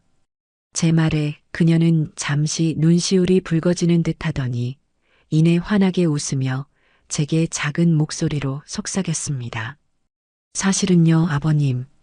저희 엄마께서 그러시더라고요. 아버님께서 병실에 오셔서 손수 연어회를 떠먹여 주시던 날 돌아가신 아빠가 하늘에서 보내주신 분 같았다고요. 저에게도 그래요. 진짜 아버지가 되어주셔서 감사해요. 그 한마디에 지난 모든 시간의 아픔과 오해가 눈 녹듯 사라지는 기분이었습니다. 저는 의심으로 시작된 잔인한 시험을 통해 세상 가장 귀한 보석 같은 딸을 얻었습니다. 제가 그녀를 시험했던 것이 아니라 어쩌면 신께서 그녀를 통해 저의 오만함을 시험하셨던 건지도 모르겠습니다. 그리고 저는 그 시험을 통해 돈이나 명예보다 더 소중한 진정한 가족의 의미를 배우게 되었습니다. 제 인생에서 가장 값지고 가장 만족스러운 거래였습니다. 저는 제 옆에서 환하게 웃고 있는 아들 내외와 행복한 표정의 아내, 그리고 안사돈을 바라보며 조용히 샴페인 잔을 들어 올렸습니다. 더 이상 바랄 것이 없는 완벽한 봄날이었습니다. 경태와 소연이의 결혼식이 끝나고 꿈 같은 1년이라는 시간이 흘렀습니다. 기적처럼 건강을 되찾으셨던 안사돈께서는 따님의 가장 행복한 모습을 눈에 담으신 뒤 봄소풍을 가득 편안하게 눈을 감으셨습니다. 슬픔이 컸지만 저희는 모두 알고 있었습니다. 어머님께서 마지막 1년을 세상 누구보다 행복하게 보내셨다는 것을요. 소연이는 며칠간 슬픔에 잠겼지만 이내 씩씩하게 털고 일어났습니다. 슬퍼하기보다는 어머님께서 주신 마지막 행복의 시간들을 가슴에 품고 더 열심히 살아가야 한다고 다짐하는 듯 보였죠. 소연이는 저희 집안의 완벽한 며느리이자 딸이었습니다. 타고난 디자인 감각을 살려 저희 본가의 인테리어를 따뜻하고 세련되게 바꾸어 놓았고 제 아내와는 친자매처럼 쇼핑을 다니며 즐겁게 지냈습니다. 경태는 소연이를 만난 이후 더욱 어른스럽고 듬직한 남자로 성장했죠. 저는 제 아들의 행복한 모습을 보며 과거 제가 저질렀던 어리석은 행동들을 속으로 수없이 참회하고 또 지금의 행복에 감사했습니다. 그러던 어느 날 저녁 온 가족이 모여 식사를 하는 자리에서였습니다. 소연이가 무언가 큰 결심을 한 듯 진지한 표정으로 저와 아내 그리고 경태를 둘러보며 입을 열었습니다. 아버님, 어머님, 그리고 경태 씨, 제가 정말 하고 싶은 일이 생겼어요. 저희는 모두 하던 식사를 멈추고 그녀를 주목했습니다. 저는 내심 그녀가 저희 그룹의 디자인 총괄 이사직 같은 것을 맡아주면 좋겠다고 생각하고 있었기에 드디어 경영에 참여할 마음이 생긴 것인가 싶어 내심 기대가 되었습니다. 그래, 어떤 일이든 아가 너의 꿈이라면 우리가 전폭적으로 지원해주마. 말해보거라. 제 말에 그녀는 심호흡을 한번 하더니 전혀 예상치 못한 대답을 내놓았습니다. 저 작은 횟집을 하나 차리고 싶어요. 순간 식탁에는 정적이 흘렀습니다. 저와 아내, 경태 모두 너무나도 뜻밖의 말에 할 말을 잃었죠. 저는 저도 모르게 되물었습니다. 횟집이라고? 그게 무슨 말이냐? 갑자기 왜 횟집을? 네. 그냥 평범한 횟집이 아니라 정말 따뜻하고 정직한 그런 가게를 만들고 싶어요. 저는 순간 혼란스러웠습니다. 횟집. 그 단어는 제게 끔찍한 과거의 기억을 떠올리게 하는 단어였습니다. 제가 그녀에게 저질렀던 만행의 무대, 그녀에게는 평생의 상처로 남았을 그 공간을 왜 스스로 다시 만들려 하는 것일까? 저는 걱정스러운 마음에 반대하고 나섰습니다. 소연아, 그건 안 된다. 횟집 운영이 얼마나 고되고 힘든 일인지 너는 모른다. 새벽에 시장에 나가야 하고 하루 종일 비린내와 싸워야 하고 손님들 비위 맞추는 것도 보통 일이 아니야. 너는 재능 있는 디자이너잖니.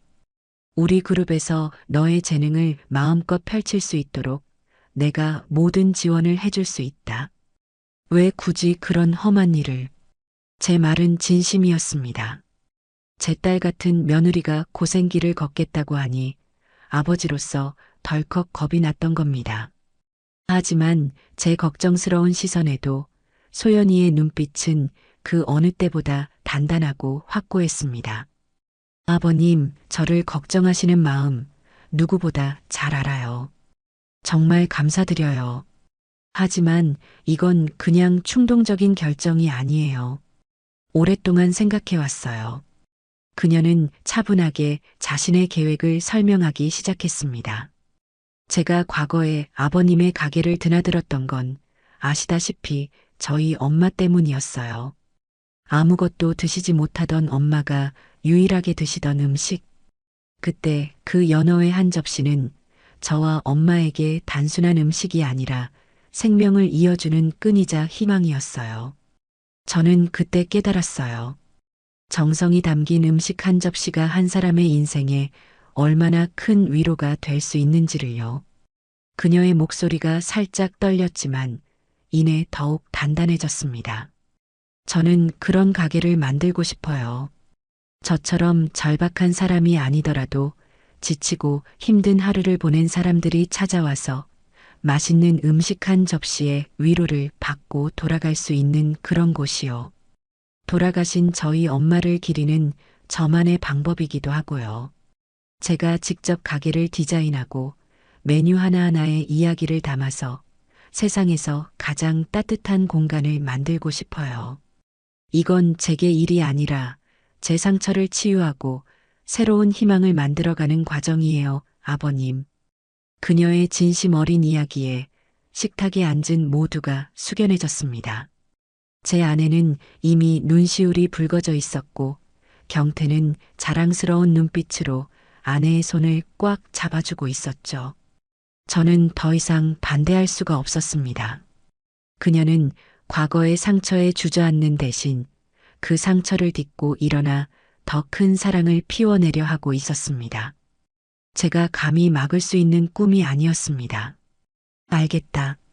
내 뜻이 정 그렇다면 내가 더는 말리지 않으마. 대신 힘들면 언제든 우리에게 기댈 생각을 해야 한다. 알겠느냐? 네, 아버님. 정말 감사드려요. 그렇게 박소연의 새로운 꿈이 시작되었습니다. 하지만 저는 여전히 마음 한구석의 걱정을 완전히 떨쳐낼 수가 없었습니다.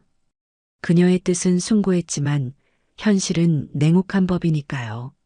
저는 그녀가 현실의 벽에 부딪혀 상처받지 않기를 간절히 바랄 뿐이었습니다. 소연이는 다음 날부터 곧바로 자신의 꿈을 실행에 옮기기 시작했습니다.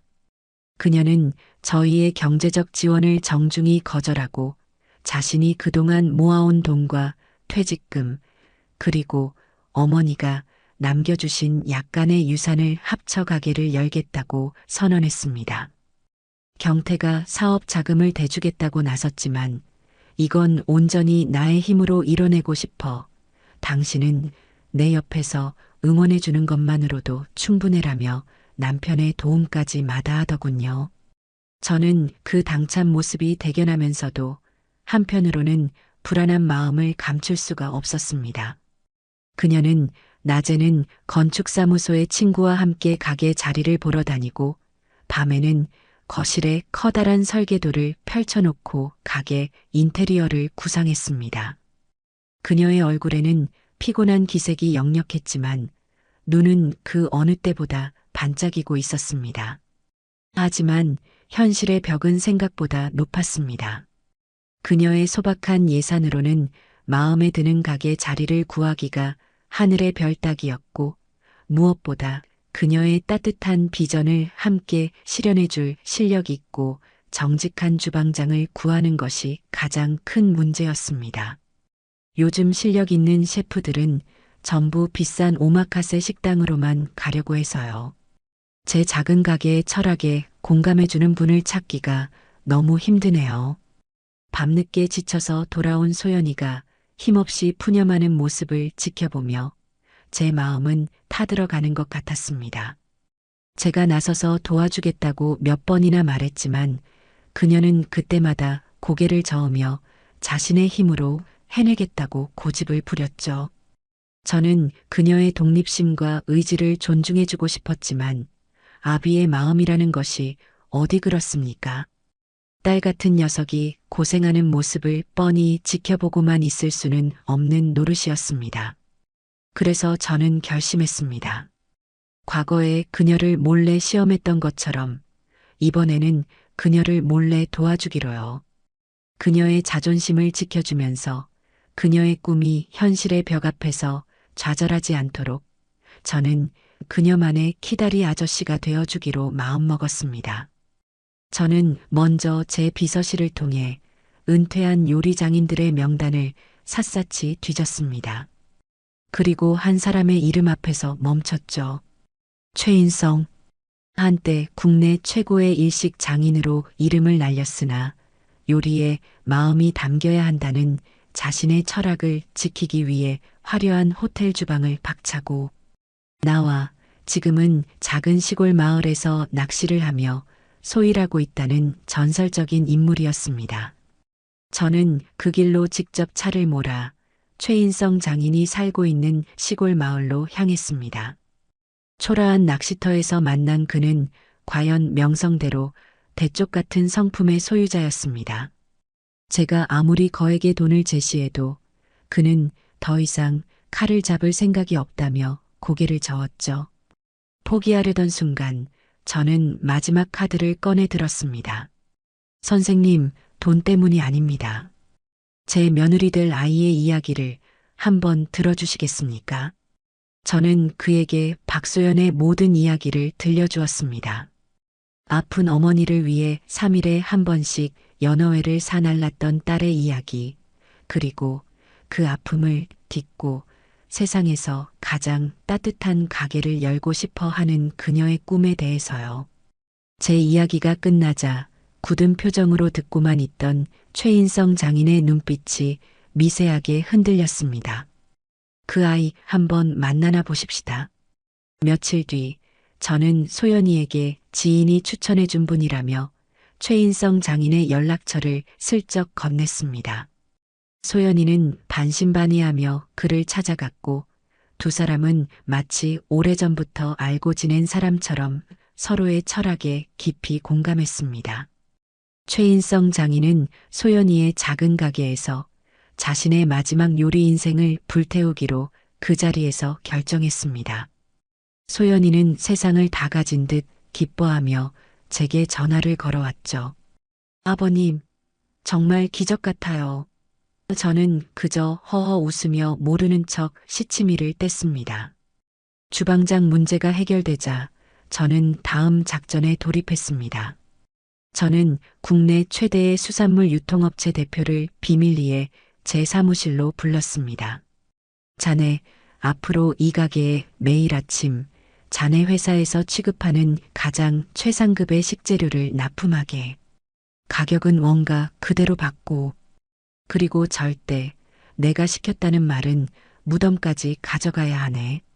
그저 우연히 알게 된 가능성 있는 젊은 사장을 돕는 셈치게. 마지막으로 가게 자리 문제였습니다. 소연이는 따뜻한 햇살이 드는 한적한 골목의 작은 상가를 마음에 들어 했지만 건물주가 터무니없는 월세를 요구하며 목리를 부리고 있었습니다. 저는 다음 날 법무팀을 시켜 부동산 투자회사의 이름으로 그 건물을 통째로 사들였습니다. 그리고 새로운 건물 관리인을 통해 소연이에게는 시세의 절반에도 못 미치는 파격적인 조건으로 임대 계약을 제안하게 했죠. 소연이는 연이어 벌어지는 행운에 어리둥절해하면서도 자신의 진심이 하늘에 닿은 것이라며 기뻐했습니다. 저는 그런 그녀의 모습을 뒤에서 몰래 지켜보며 남몰래 미소 지었습니다. 과거에 저는 그녀를 시험하기 위해 비밀 작전을 펼쳤지만 지금의 저는 그녀를 지키기 위해 비밀 작전을 펼치고 있었습니다. 이것이야말로 진정한 아버지의 역할이 아닐까 저는 생각했습니다.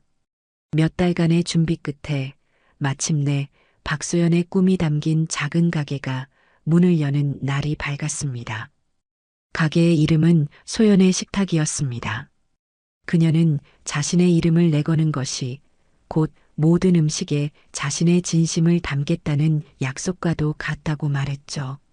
제가 처음 그녀를 만났던 허름하고 음침했던 횟집과는 비교도 할 수 없을 만큼 가게 내부는 따뜻하고 정갈한 온기로 가득했습니다. 그녀가 직접 디자인한 내부는 원목과 부드러운 조명을 사용하여 마치 아늑한 가정집에 초대받은 듯한 느낌을 주었습니다. 벽에는 그녀가 직접 그린 연어 그림이 담긴 작은 액자가 걸려 있었죠. 그날 저녁 소연의 식탁의 첫 손님으로 저희 가족이 초대되었습니다. 저와 아내 그리고 경태는 가게의 가장 좋은 자리에 안내받았습니다. 잠시 후 깔끔한 유니폼을 차려입은 소연이가 환한 미소와 함께 저희 앞에 섰습니다.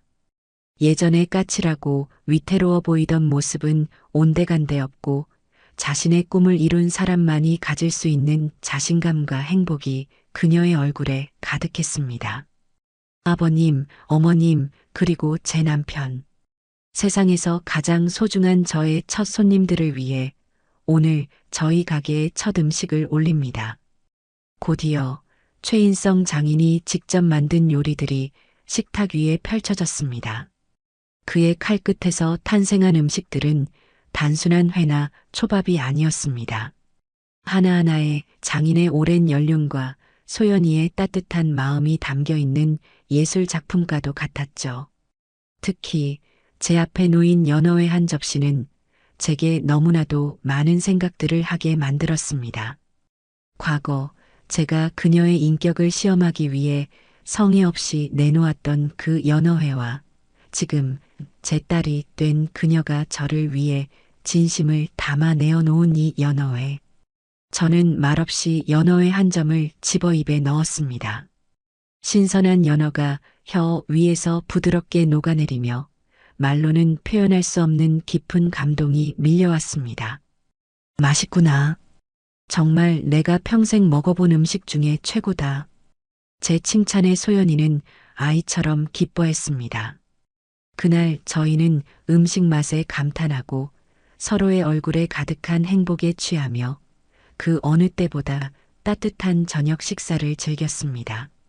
식사가 끝날 무렵 저희 외에 가게를 찾은 또 다른 손님이 있었습니다. 국내에서 가장 영향력 있고 또 깐깐하기로 소문난 음식 평론가였죠.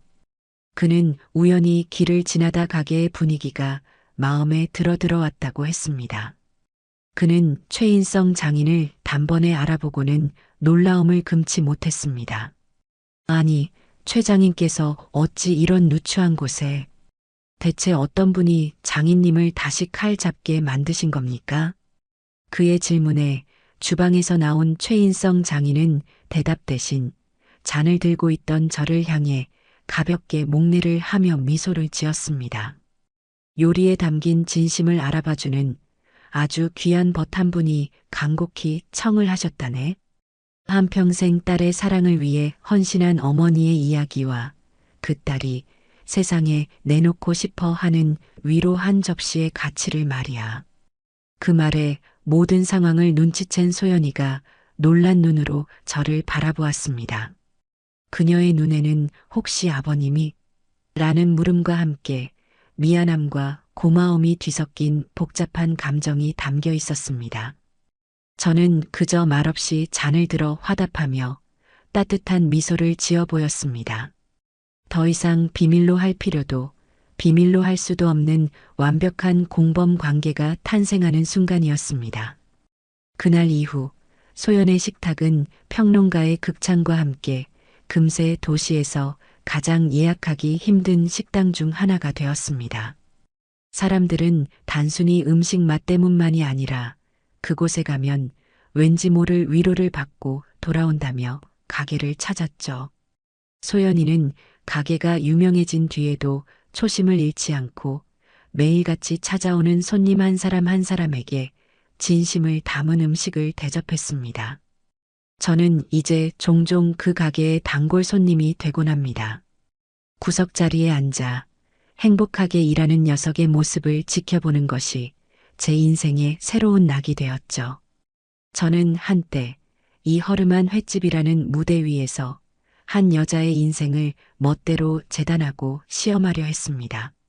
하지만 이제는 제 딸이 된 바로 그 여자가 소연의 식탁이라는 새로운 무대 위에서 상처받은 사람들의 마음을 치유하고 세상에 따뜻한 위로를 건네고 있습니다.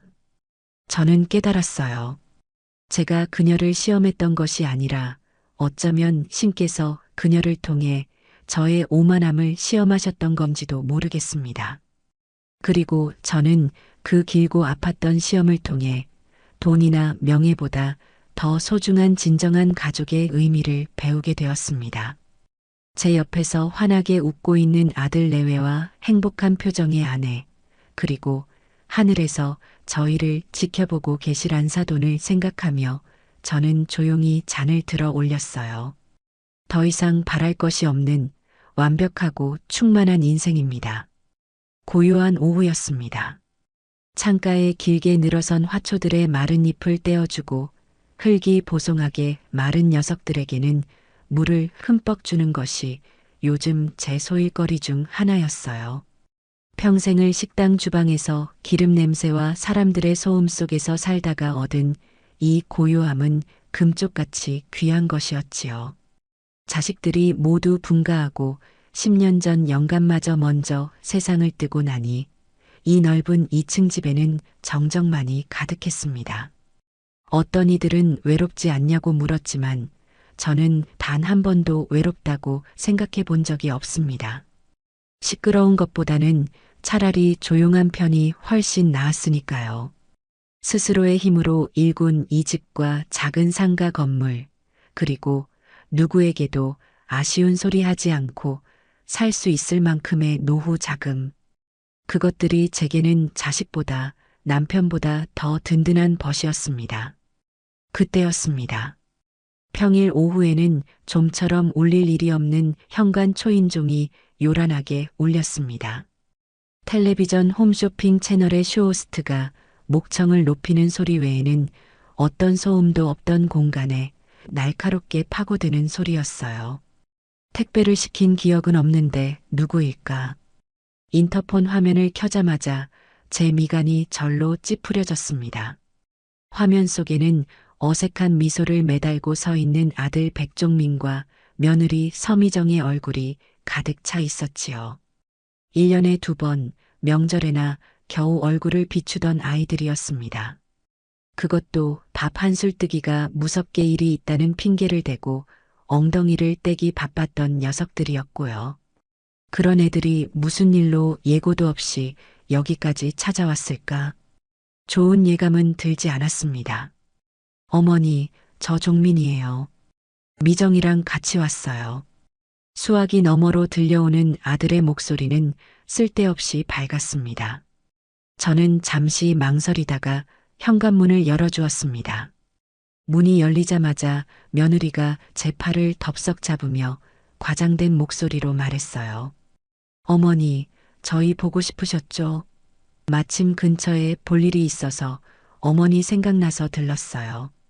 그 애의 손에는 무슨 귀한 보물이라도 되는 양랩으로 겹겹이 포장된 커다란 과일 바구니가 들려 있었습니다. 백화점 로고가 선명하게 찍힌 딱 봐도 값비싸 보이는 물건이었지요. 하지만 저런 과일 바구니는 딱 질색입니다. 실속 없이 포장만 거창하고 정작 열어보면 위쪽 과일 몇 개만 멀쩡하고 아래는 무르거나 상한 것들로 채워 넣은 경우가 허다했거든요. 마치 지금 제 앞에서 온갖 예쁜 말을 늘어놓고 있는 며느리의 속내처럼 말입니다. 일이 바쁠 텐데 여기까지 웬일이냐. 미리 전화라도 주지 그랬어. 제 말에 아들 녀석이 머리를 극적이며 대답했습니다. 하, 서프라이즈로 놀라게 해드리려고 그랬죠. 어머니, 이거 미정이가 어머니 좋아하시는 과일로만 골라 담은 거예요. 저는 말없이 바구니를 받아들었습니다. 묵직한 무게가 팔에 전해졌지만 그 무게만큼 마음이 무거워지는 기분이었습니다. 며느리는 제 눈치를 살피며 신발을 벗고 안으로 쏙 들어왔습니다. 집안을 한번 쓱 둘러보더니 어머니, 집이 여전히 좋네요. 이렇게 넓은 집에서 혼자 계시면 심심하지 않으세요? 라며 뜬구름 잡는 소리를 합니다. 저는 대답 대신 주방으로 가 과도를 들고 왔습니다. 그리고는 과일 바구니를 거실 테이블 위에 놓고 가장 위에 있던 탐스러운 애플망고를 꺼내 잘라 접시에 담아 내밀었어요. 왔으니 뭐라도 먹고 가거라. 말만 번지르르하게 하지 말고. 제 말뜻을 알아들었는지 며느리의 얼굴이 순간 굳어지는 것이 보였습니다. 아들 녀석은 어색한 분위기를 무마하려는 듯 허허 웃으며 망고 조각을 입에 넣었습니다. 역시 어머니가 잘라주시니까 더 맛있네요. 한참이나 의미 없는 안부 인사가 오갔습니다. 며느리가 다니는 직장의 상사가 얼마나 별난 사람인지, 아들 회사의 실적이 어떤지 따위의 제게는 아무래도 좋은 이야기들이었지요. 저는 잠자코 그들의 만담을 들어주며 녀석들이 본론을 꺼내기만을 기다렸습니다. 저 비싼 과일 바구니는 분명 목적이 있는 뇌물일 테고 저 살가운 미소는 그 목적을 달성하기 위한 연마일 테니까요. 제 평생의 경험이 그렇게 말해주고 있었습니다. 예상대로였습니다.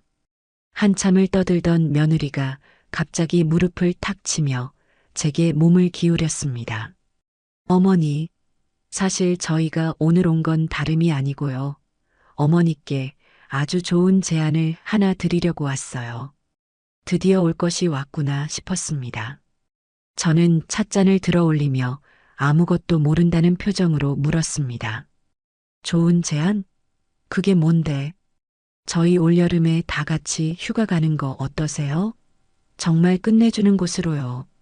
며느리는 신이 나서 휴대폰을 꺼내 들고 사진 몇 장을 보여주었습니다. 푸른 바다가 한눈에 들어오는 통유리창, 보기만 해도 시원해지는 널찍한 개인 수영장, 고급스러운 가구들로 채워진 가림 같은 거실. 누가 봐도 하루 숙박비가 웬만한 직장인 월급은 될 법한 최고급 풀빌라 리조트 사진이었습니다. 어때요, 어머니? 정말 좋죠? 요즘 이런 데가 유행이래요. 저희가 예약하려고 알아봤는데 마침 딱 한 자리가 남았다는 거예요. 저는 잠자코 사진을 넘겨보았습니다. 이런 곳이 있다는 건 알았지만 제 돈 주고 가볼 생각은 한 번도 해본 적 없는 곳이었지요. 저런 데서 하룻밤 자는 돈이면 시장 상인들에게 뜨끈한 국밥 수십 그릇은 사주고도 남을 돈이었습니다. 좋아 보이기는 하는구나. 그런데 갑자기 웬 휴가 타령이야. 그것도 이렇게 비싸 보이는 곳으로. 제 질문에 며느리는 기다렸다는 듯이 말을 이었습니다. 어머니, 평생 저희 키우시느라 고생만 하셨잖아요. 제대로 된 휴가 한번 못 가보시고. 그래서 저희 아버님, 어머님, 그러니까 제 친정 부모님도 모시고 다 같이 가서 즐겁게 놀다 오면 얼마나 좋을까 싶어서요. 사돈네까지? 이제야 그림이 맞춰지는 기분이었습니다. 저 혼자라면 어떻게든 구슬려 넘어오게 할 자신이 없으니 사돈네까지 끌어들여 수적 우세를 확보하겠다는 심산이겠지요. 아들 녀석은 옆에서 그저 고개만 끄덕이며 며느리의 말을 거들 뿐이었습니다. 그래, 엄마. 미정이 말이 맞아. 엄마도 이제 좀 쉬셔야지. 맨날 집에만 계시지 말고. 그래서 이 비싼 곳을 너희 돈으로 가겠다고? 제가 핵심을 찌르자 두 사람의 얼굴에 당황한 기색이 스쳐 지나갔습니다. 아들이 우물쭈물하며 말끝을 흐렸어요. 그게 저희가 요즘 지출이 좀 많아서 그래도 어떻게든 해보려고요. 어머니만 좋다고 하시면. 그 어떻게든이라는 말의 의미를 제가 모를 리 없었습니다. 결국 돈은 제가 내라는 소리를 참 길고도 구차하게 돌려서 하고 있는 것이었지요. 사돈네 식구들까지 전부 데리고 가는 여행의 경비를 전부 제게 떠넘길 속셈인 겁니다. 평소 같았으면 너희 형편에 맞게 다녀오너라 하고 잘라 말했겠지만 오늘은 그러고 싶지 않았습니다. 저들의 속내가 어디까지인지 그 뻔뻔함의 끝이 어디인지 제 눈으로 똑똑히 확인하고 싶어졌어요. 이것이 어쩌면 제가 이 녀석들에게 주는 마지막 기회일지도 모른다는 생각이 들었습니다.